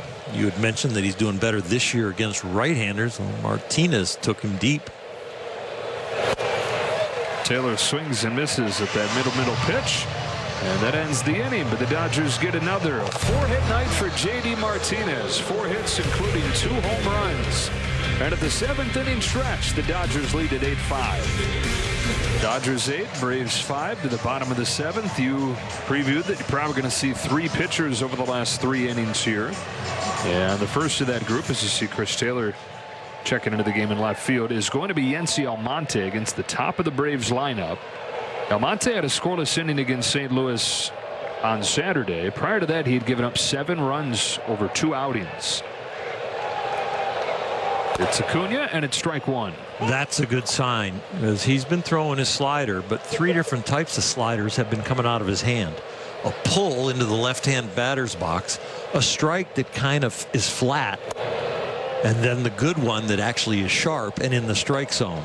And it really is the defining moment of how the outing is going to go, of how the release of that slider is. Because when he starts pulling in the left-hand batter's box, he kind of starts spinning it just to get it a strike. Acuna gets under this one and mad at himself. Thought that he had one to punish. Instead, pops it to Rojas. If you hear that on a big league field where a hitter yells like that, if it's a bad hitter, you say, you're not good enough to yell. But if it's him, he's good enough to yell. If he yells, you say, oh, I must have gotten away with one there. Yeah, he did miss it. Yeah. But a bad hitter who's hitting like 220 and below, you go, you're not good enough to yell. Get out of here. One gone in the 7th, and Matt Olson. Fastball caught the inside corner.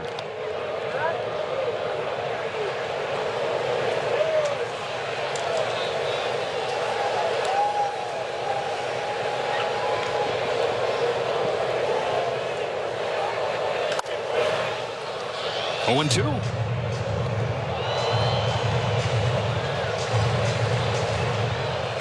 There's probably some fans at home going, how can they bring Almonte into this game?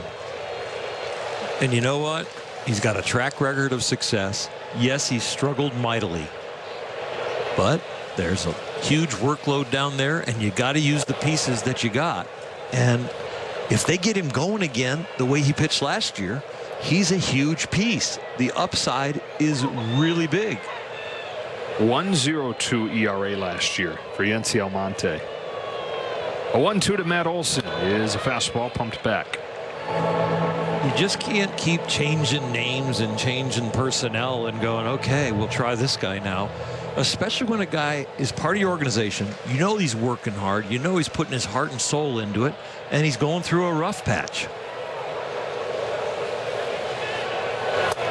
Strikes him out. Olson like a house by the side of the road. Take strike 3. 2 gone in the 7th. Another great slider of the 3 that I described. One that's sharp and in the strike zone. When he finds this one, that's the slider from 2022.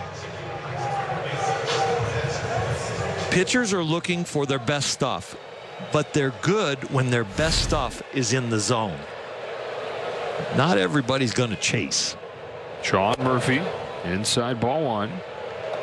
Now, that pitch had been one of the worst pitches in baseball and became one of the best. Yency Almonte's slider.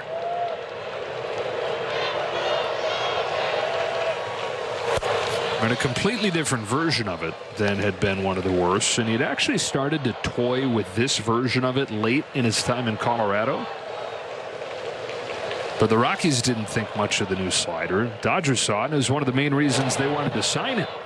Dodgers often will do that. They'll find this little piece of information, this little tool, and say we can turn that into something that's very playable. They can take guys that think about retirement or really been run out of other organizations and turn them around. 3-0 pitch, a strike.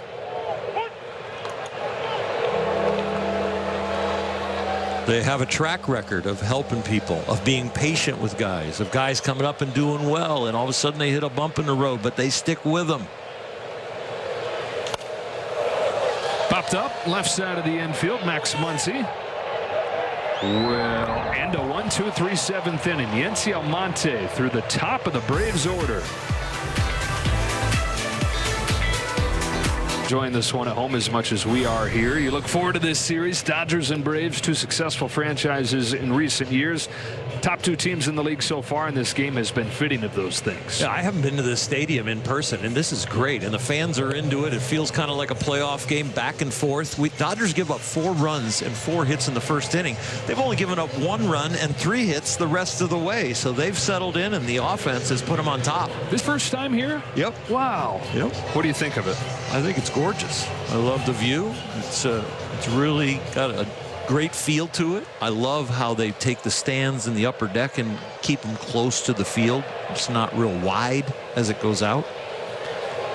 Kirby Yates on the pitch. That's a strike on Rojas. Opened in 2017. It's a sellout tonight. Just over 40,000. Yeah, the highest percentage of seats close to the field of any park in the majors, just with how steep the entire thing is. We are roughly 3 miles straight up from home plate. Is that why I have a nosebleed? Yeah. It's not as high as Washington. Yeah, Washington and Pittsburgh are 1 and 2, right? Mm-hmm. Big Ian's paying there for fouling that ball off. That's when they should do the barking. Yeah, right. Here we are. Here we are. Hello. Hola. Yeah, the barking sound that they made with the foul ball into the stands, that's when an opposing player fouls the ball off their foot. That's when they should be barking.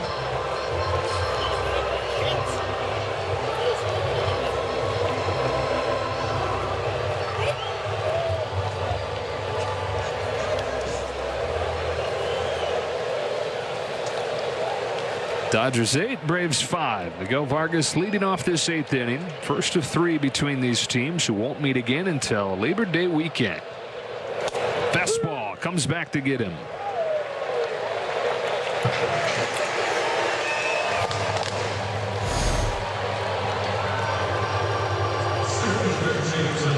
Really hard pitch to swing at. You got to anticipate that something in the left-hand batter's box is going to come back and hit the corner.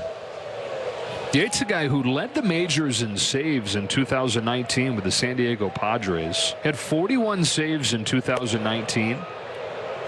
He had 15 appearances the last 3 years since then. Elbow issue and then Tommy John surgery. So almost 2 years missed with that. And his first fully healthy season in 4 years here with Atlanta. It's 2-0 on James Outman.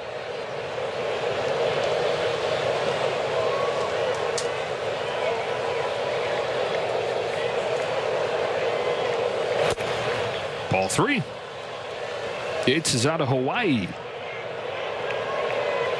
Kauai High School. Man. Tough upbringing. Probably surfs. 36-year-old fires and a 4-pitch walk to Outman. That's the island with all the chickens. The Garden Island.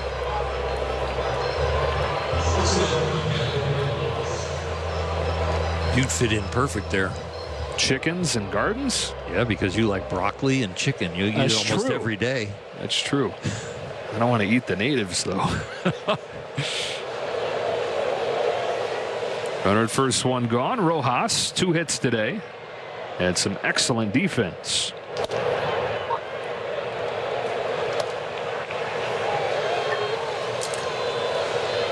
Visit here from Murphy.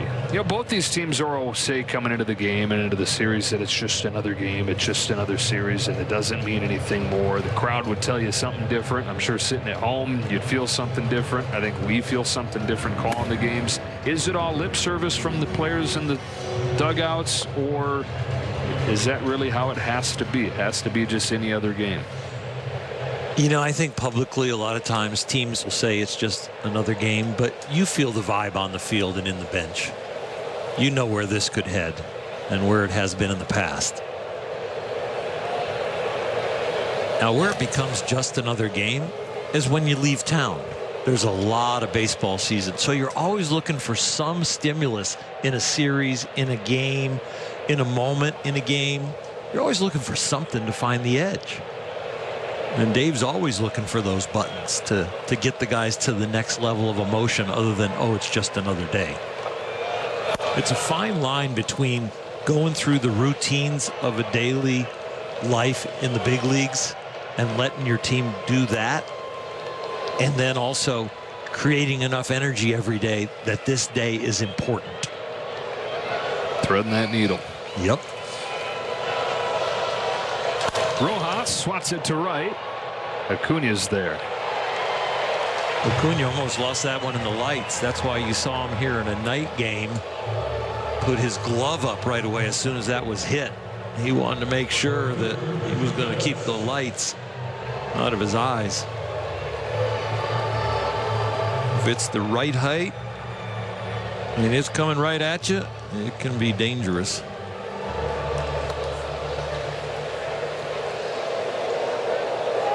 Back to the top in bats. 0 for his first 2, but then a walk and an RBI single, extending his on-base streak to 10 games.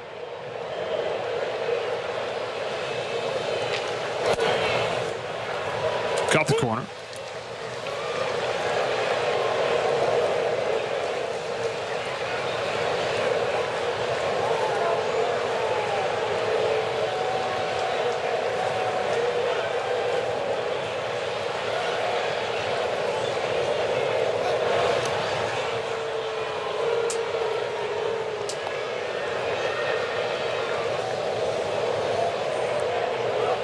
The risk reward with Mookie up there in 1 strike for Outman to run it's a good equation to run. You don't mind Mookie leading off the 9th. It's pitch out. It's a unicorn. Somebody else smelled it, and that's the first one we've seen of those all year, at least in my games. Have you had any when I haven't been here? Maybe one. Maybe Not one? many. Yeah.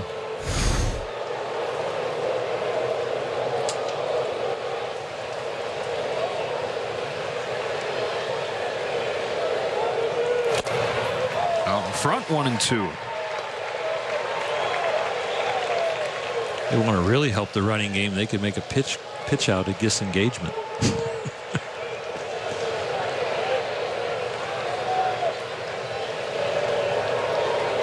Good lead over there for James Outman. He had a good secondary, didn't run. Betts lifted a fly ball to right center field that Acuna will track down and finish off this inning. That was only the 13th pitch out in baseball this year. Phil Bickford going to handle the bottom of the 8th. Riley, Rosario, and Albies coming up. And strike one, a fastball with good life. Every strike, every out, you start to feel more comfortable with this lead. We do up here. You might feel that way at home. On that mound, there's always pressure.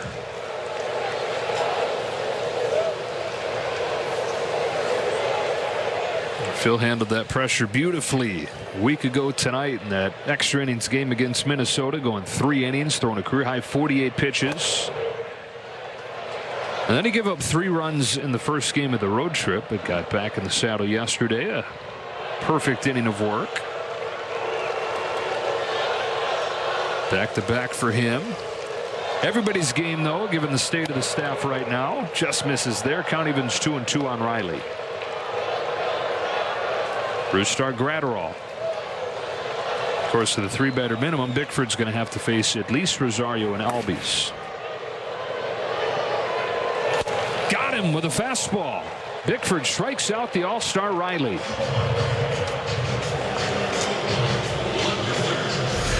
Well, Phil will keep Brusdar just playing catch, but I'm sure he is up just in case this inning starts to get away from Phil. But right now, he's locked in. This is big time here, or you got Yency Almonte and Phil Bickford, guys who have track records of success, haven't had that success consistently this year. 4 up and 4 down against one of the top offenses in baseball. And strike one on Rosario. And you've spent Evan Phillips already. And so this is one of those scenarios where Dave Roberts, when he makes the choice, they're going to make him look really smart if they do their job. And all a manager can do is put guys out there in the right situation and when it's necessary. And he did that tonight with Evan Phillips. He's done that with Almonte. He's now doing it with Bickford. And Gavin Stone did a nice job recovering from that first inning to get to these relievers. Gave up 4 runs in the first if you happen to tune in late, and then faced the minimum over 3 innings before issuing back-to-back walks to open the 5th to end his night. Phillips limit the damage to 1 in that inning. 3-1 on Rosario, who had the big swing in that 4-run first. A 3-run home run. Hey, youngsters can melt down and spiral out of control, not because they're not mature. They just haven't faced these situations, and all of a sudden you can revert back to avoiding the strike zone and not trusting your stuff. Muscled into right, base hit Rosario, second of the game. Gavin Stone climbed right back in. His next 2 innings after that 4-run first, he was only averaging 12 pitches after taking 34 to get through the first. Just a jam shot. This is going to happen. You shouldn't lose any confidence in your pitches or what you're doing. Wasn't hit that well, but the hitter's got to win sometimes. Ozzie Albies now 0 for 3 tonight. 1 for his last 12. Look out down in his own dugout there. But he's okay. Got a couple catchers right there, Darno and Murphy. Not getting it by us.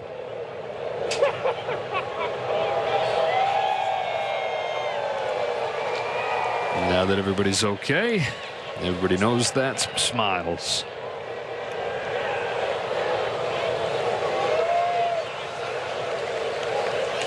Well, Bickford exactly what he needs to be when facing Ozzie Albies. Albies the top hitter in baseball against left-handed pitching. He's a switch hitter that hits .448 against lefties, but just .165 against righties like Bickford. It's 0-2. It's foul.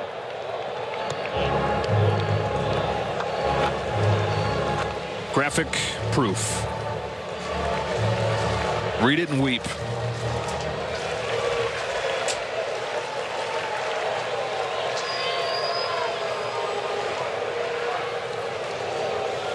Another 0-2 from Bickford. Another foul. Ouch. Ozzie Albies missed a lot of last year with a broken foot. And so Braves fans, anytime you see something like that, hold their breath.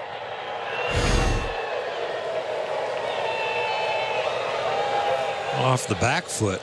You don't see that as often. It's usually the front foot where he's got the padding. Last year, he broke that foot, missed a lot of the year, comes back, but the next day breaks his pinky and misses the rest of the year.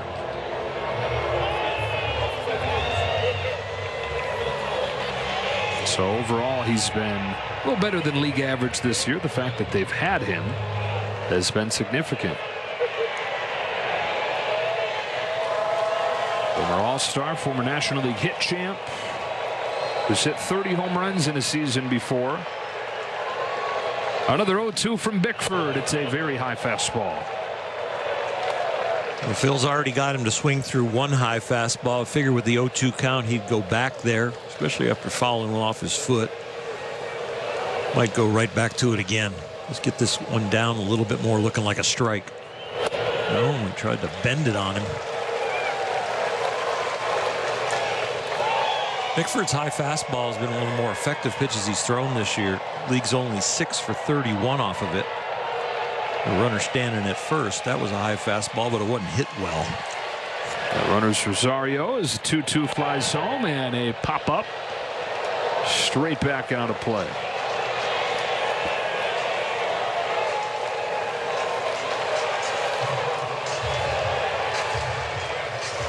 Litke in the Braves bullpen. Getting ready for the 9th inning, where the Dodgers will have 2, 3, and 4 coming up. On the 8th pitch, Albies succumbs to a fastball to the inside corner. Second strikeout of the inning for Phil Bickford. It wasn't a high fastball, but it was an effective fastball. They're going away. He misses all the way in, but it is right on the edge for a strike. 5th strikeout of the game for the Dodgers.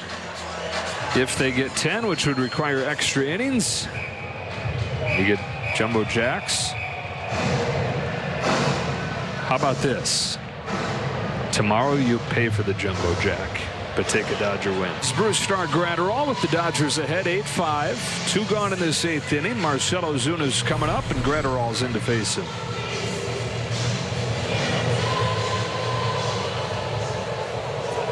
They just like this matchup better than Bickford. Bickford out there with a looking strikeout, but gets taken out of the game after 3 hitters. And so Ozuna faces Graterol, misses with his first pitch. Ozuna's walked and singled tonight, continuing his excellent May. Line drive down the line, fair ball. Into the corner goes Mookie Betts. Rosario rounds third and heads home. Vargas relays to the plate, not in time. And an RBI double from Marcell Ozuna to greet Brusdar Graterol, makes it 8-6.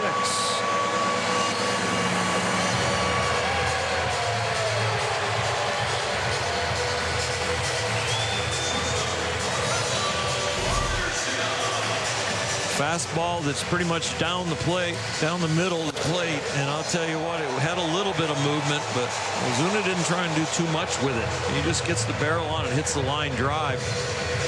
Then with 2 outs, crack of the bat, you're off, and that was enough. Tying run to the plate. Orlando Arcia, 2 for 3.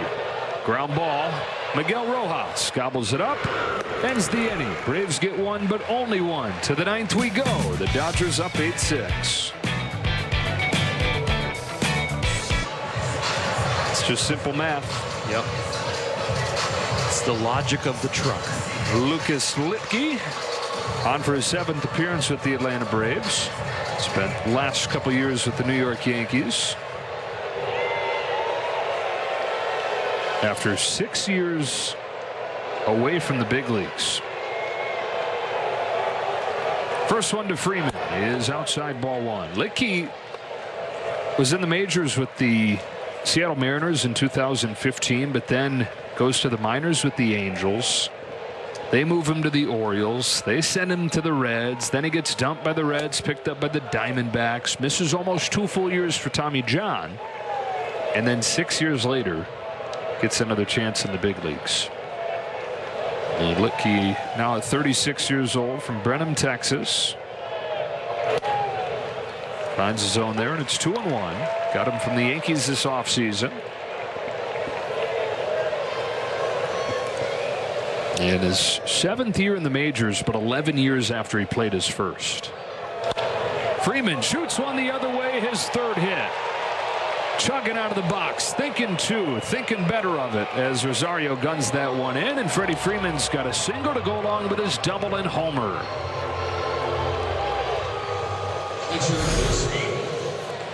Sweet piece of hitting again, and when it's a left-on-left situation for Freddie, a lot of times that's where the hit is. Stays inside the ball, lets the ball get deep because he's anticipating possibly seeing a breaking ball, but he gets fastball, slices it in the corner. So now Will Smith, who's looking for his first hit of the game at 0-4, takes well inside, ball one. For the Braves in the bottom of the 9th inning, they've got 9-1-2 coming up. And so, boy, oh boy, would you love some insurance. Take any chance at Acuna coming up there as the tying run out of the equation.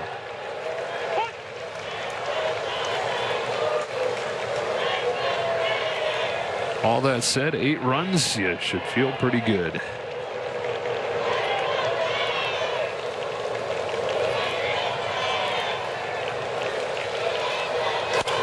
Smith lifts one to left. Rosario makes the play. Back to first goes Freeman.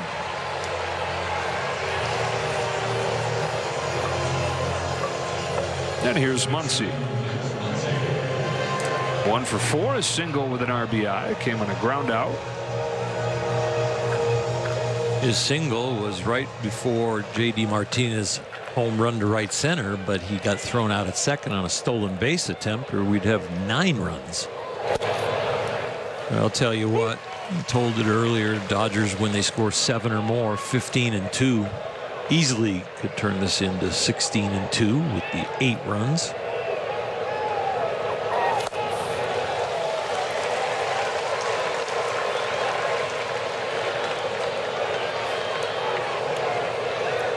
A little rain delay tonight, pushed back the 7:20 local start time to 8 o'clock here in Atlanta. It's perfect out in LA. Folks getting home from work. That shot down the line, foul.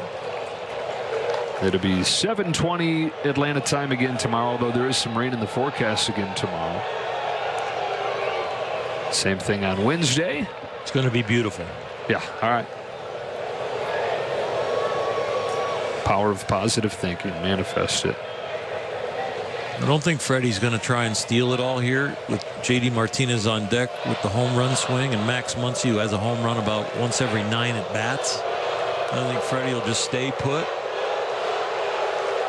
A very successful base stealer when he can sneak it in there. But this is a time to let Max have the hole at first and make sure J.D. Martinez possibly gets up as long as there's no double play ball.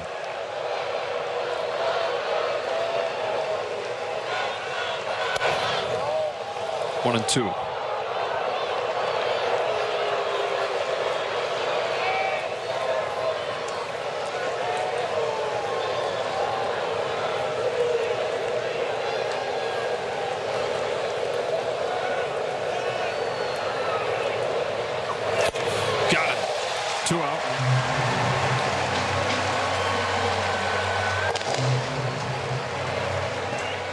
So it brings up J.D. Martinez, looking for his first career 5-hit game. He's 4 for 4 with 2 home runs.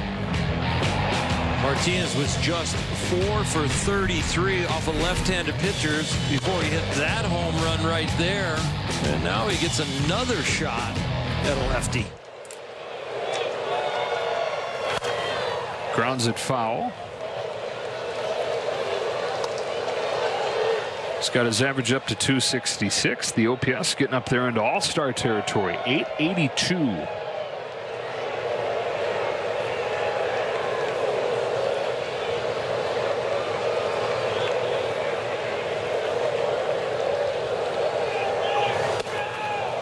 Good catch.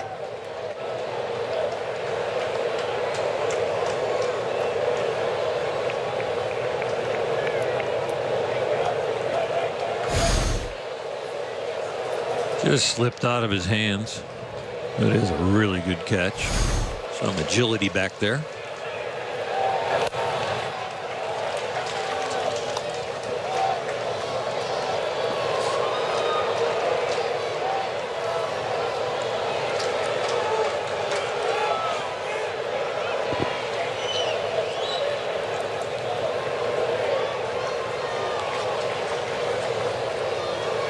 Licky's 2-1 is inside to Martinez. Ball 3. Martinez can reach. Chris Taylor would come up. 1 in the second, 2 in the fourth, 3 in the fifth, 1 in the sixth, and the seventh for the Dodgers. Freeman at first, 2 out. Martinez pulls it foul. Count goes full. Braves got a 4 spot in the first inning against Gavin Stone, who settled in and gave up just 1 more. That came in the 5th. And Braves got 1 more in the 8th. Top 2 scoring teams in the National League facing a couple of depleted pitching staffs, overworked bullpens. And it's looking very much like that when you look at the score. 14 runs on 21 hits combined.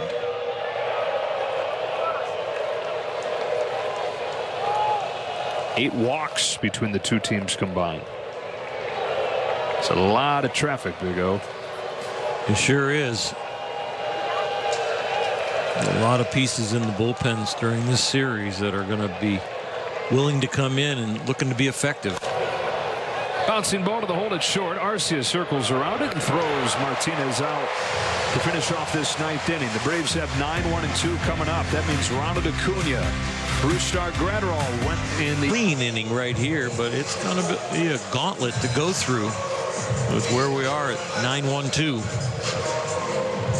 Dodgers have used 6 pitchers in this game. Stone went 4 innings, but then Phillips, Ferguson, Almonte, Bickford, and now Graterol all working out of the bullpen. That's ball 1 from Brusdar Graterol to Michael Harris. 0 of 3 tonight, 0 for his last 21 overall. That is inside, ball 2. And if you're just tuning in, wondering, wait a minute, you said Phillips is right after Stone. Well, that was with 2 runners on in a 2-run game and the heart of the order up, and Phillips got out of that. And so you're left to figure it out from there. But that's right in line with the way Dave Roberts has managed this bullpen. With Phillips as his highest leverage guy. That's a strike, and it's 3-1. It's the first one of the fastballs that he's gotten to tail back over the plate. The other ones he kind of pulled a little bit inside. Another good one right there. Will Smith giving him some encouragement with flashing the glove up to him and pointing at him. Acuna waits on deck as the 3-2 comes home and gets swung on and missed. Brusdar Graterol from 3-0 to come back and strike out Harris. 3 inside and then 3 with good action that go away from the left-handed hitter. The last one probably ends up a ball, but it looks like a strike just long enough in the 3-2 count.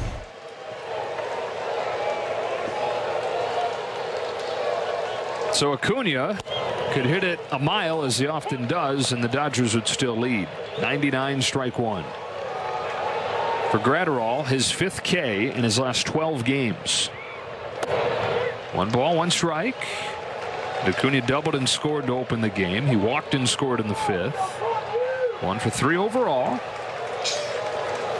The 1-1 pitch. Challenge him. Whether he can hit it 500 feet or not. We got a 2-run lead. There you go. 2-2. It only counts one no matter how far he hits it. And he's probably going to fail about 60% of the time at least. Bouncing ball to second. Vargas has it. Takes his time. Throws him out. 2 gone in the 9th inning. You could say I'm throwing a fastball and throw it right down the middle, and the hitters are probably going to still fail about 60% of the time. And that's what I mean compared to what you know about batting averages. Oh, don't they fail about 75% of the time? Yeah, they do. But even when you tell them, it'll still be a high percentage. Little high on Olson. Game 2 of the series tomorrow. How about Bobby Miller making his major league debut against Spencer Strider, one of the top young pitchers in baseball. Dodgers would love if Bobby Miller could get to that point in short order. Within the next couple of years here, Strider very well established as that. After one of the great rookie seasons ever last year. A check swing roller. Muncy circles around it. His throw is dug out by Freeman. Freddie Freeman's return to Atlanta has the exclamation, a thing of beauty defensively. Atlanta saying hold on. They want to take a look and make sure. Yeah, they're going to challenge. Max came all the way from the 6th hole as the third baseman. Is challenging the out call at first base. It's going to be close. I'm sure we'll take another look at it, give you another look at it at home. Max couldn't get a lot on the throw. He's circling the ball as he comes from the 6th hole over there. A quick release. Not a whole lot of velocity. The one hopper. Boy, that's so close. It's I think he's out. Up to New York, and it does look like he's out. Final out of the game for sure. They're going to review it like they are. Yeah, he looks out to me. Be still my heart as far as judging whether he's out or safe. Yeah. After review, the call on the field is confirmed. The runner is out. Game is over. As Alan Porter said, the game is over. And the Dodgers, after falling into a 4-0 hole in the first inning, come back to win 8-6. A nice response to the 4-0 deficit, and a nice response after leaving St. Louis and only winning 1 of 4. Dodgers take the first of 3 in this highly anticipated series between the top 2 teams in the National League. 8-6 the final score on a night where J.D.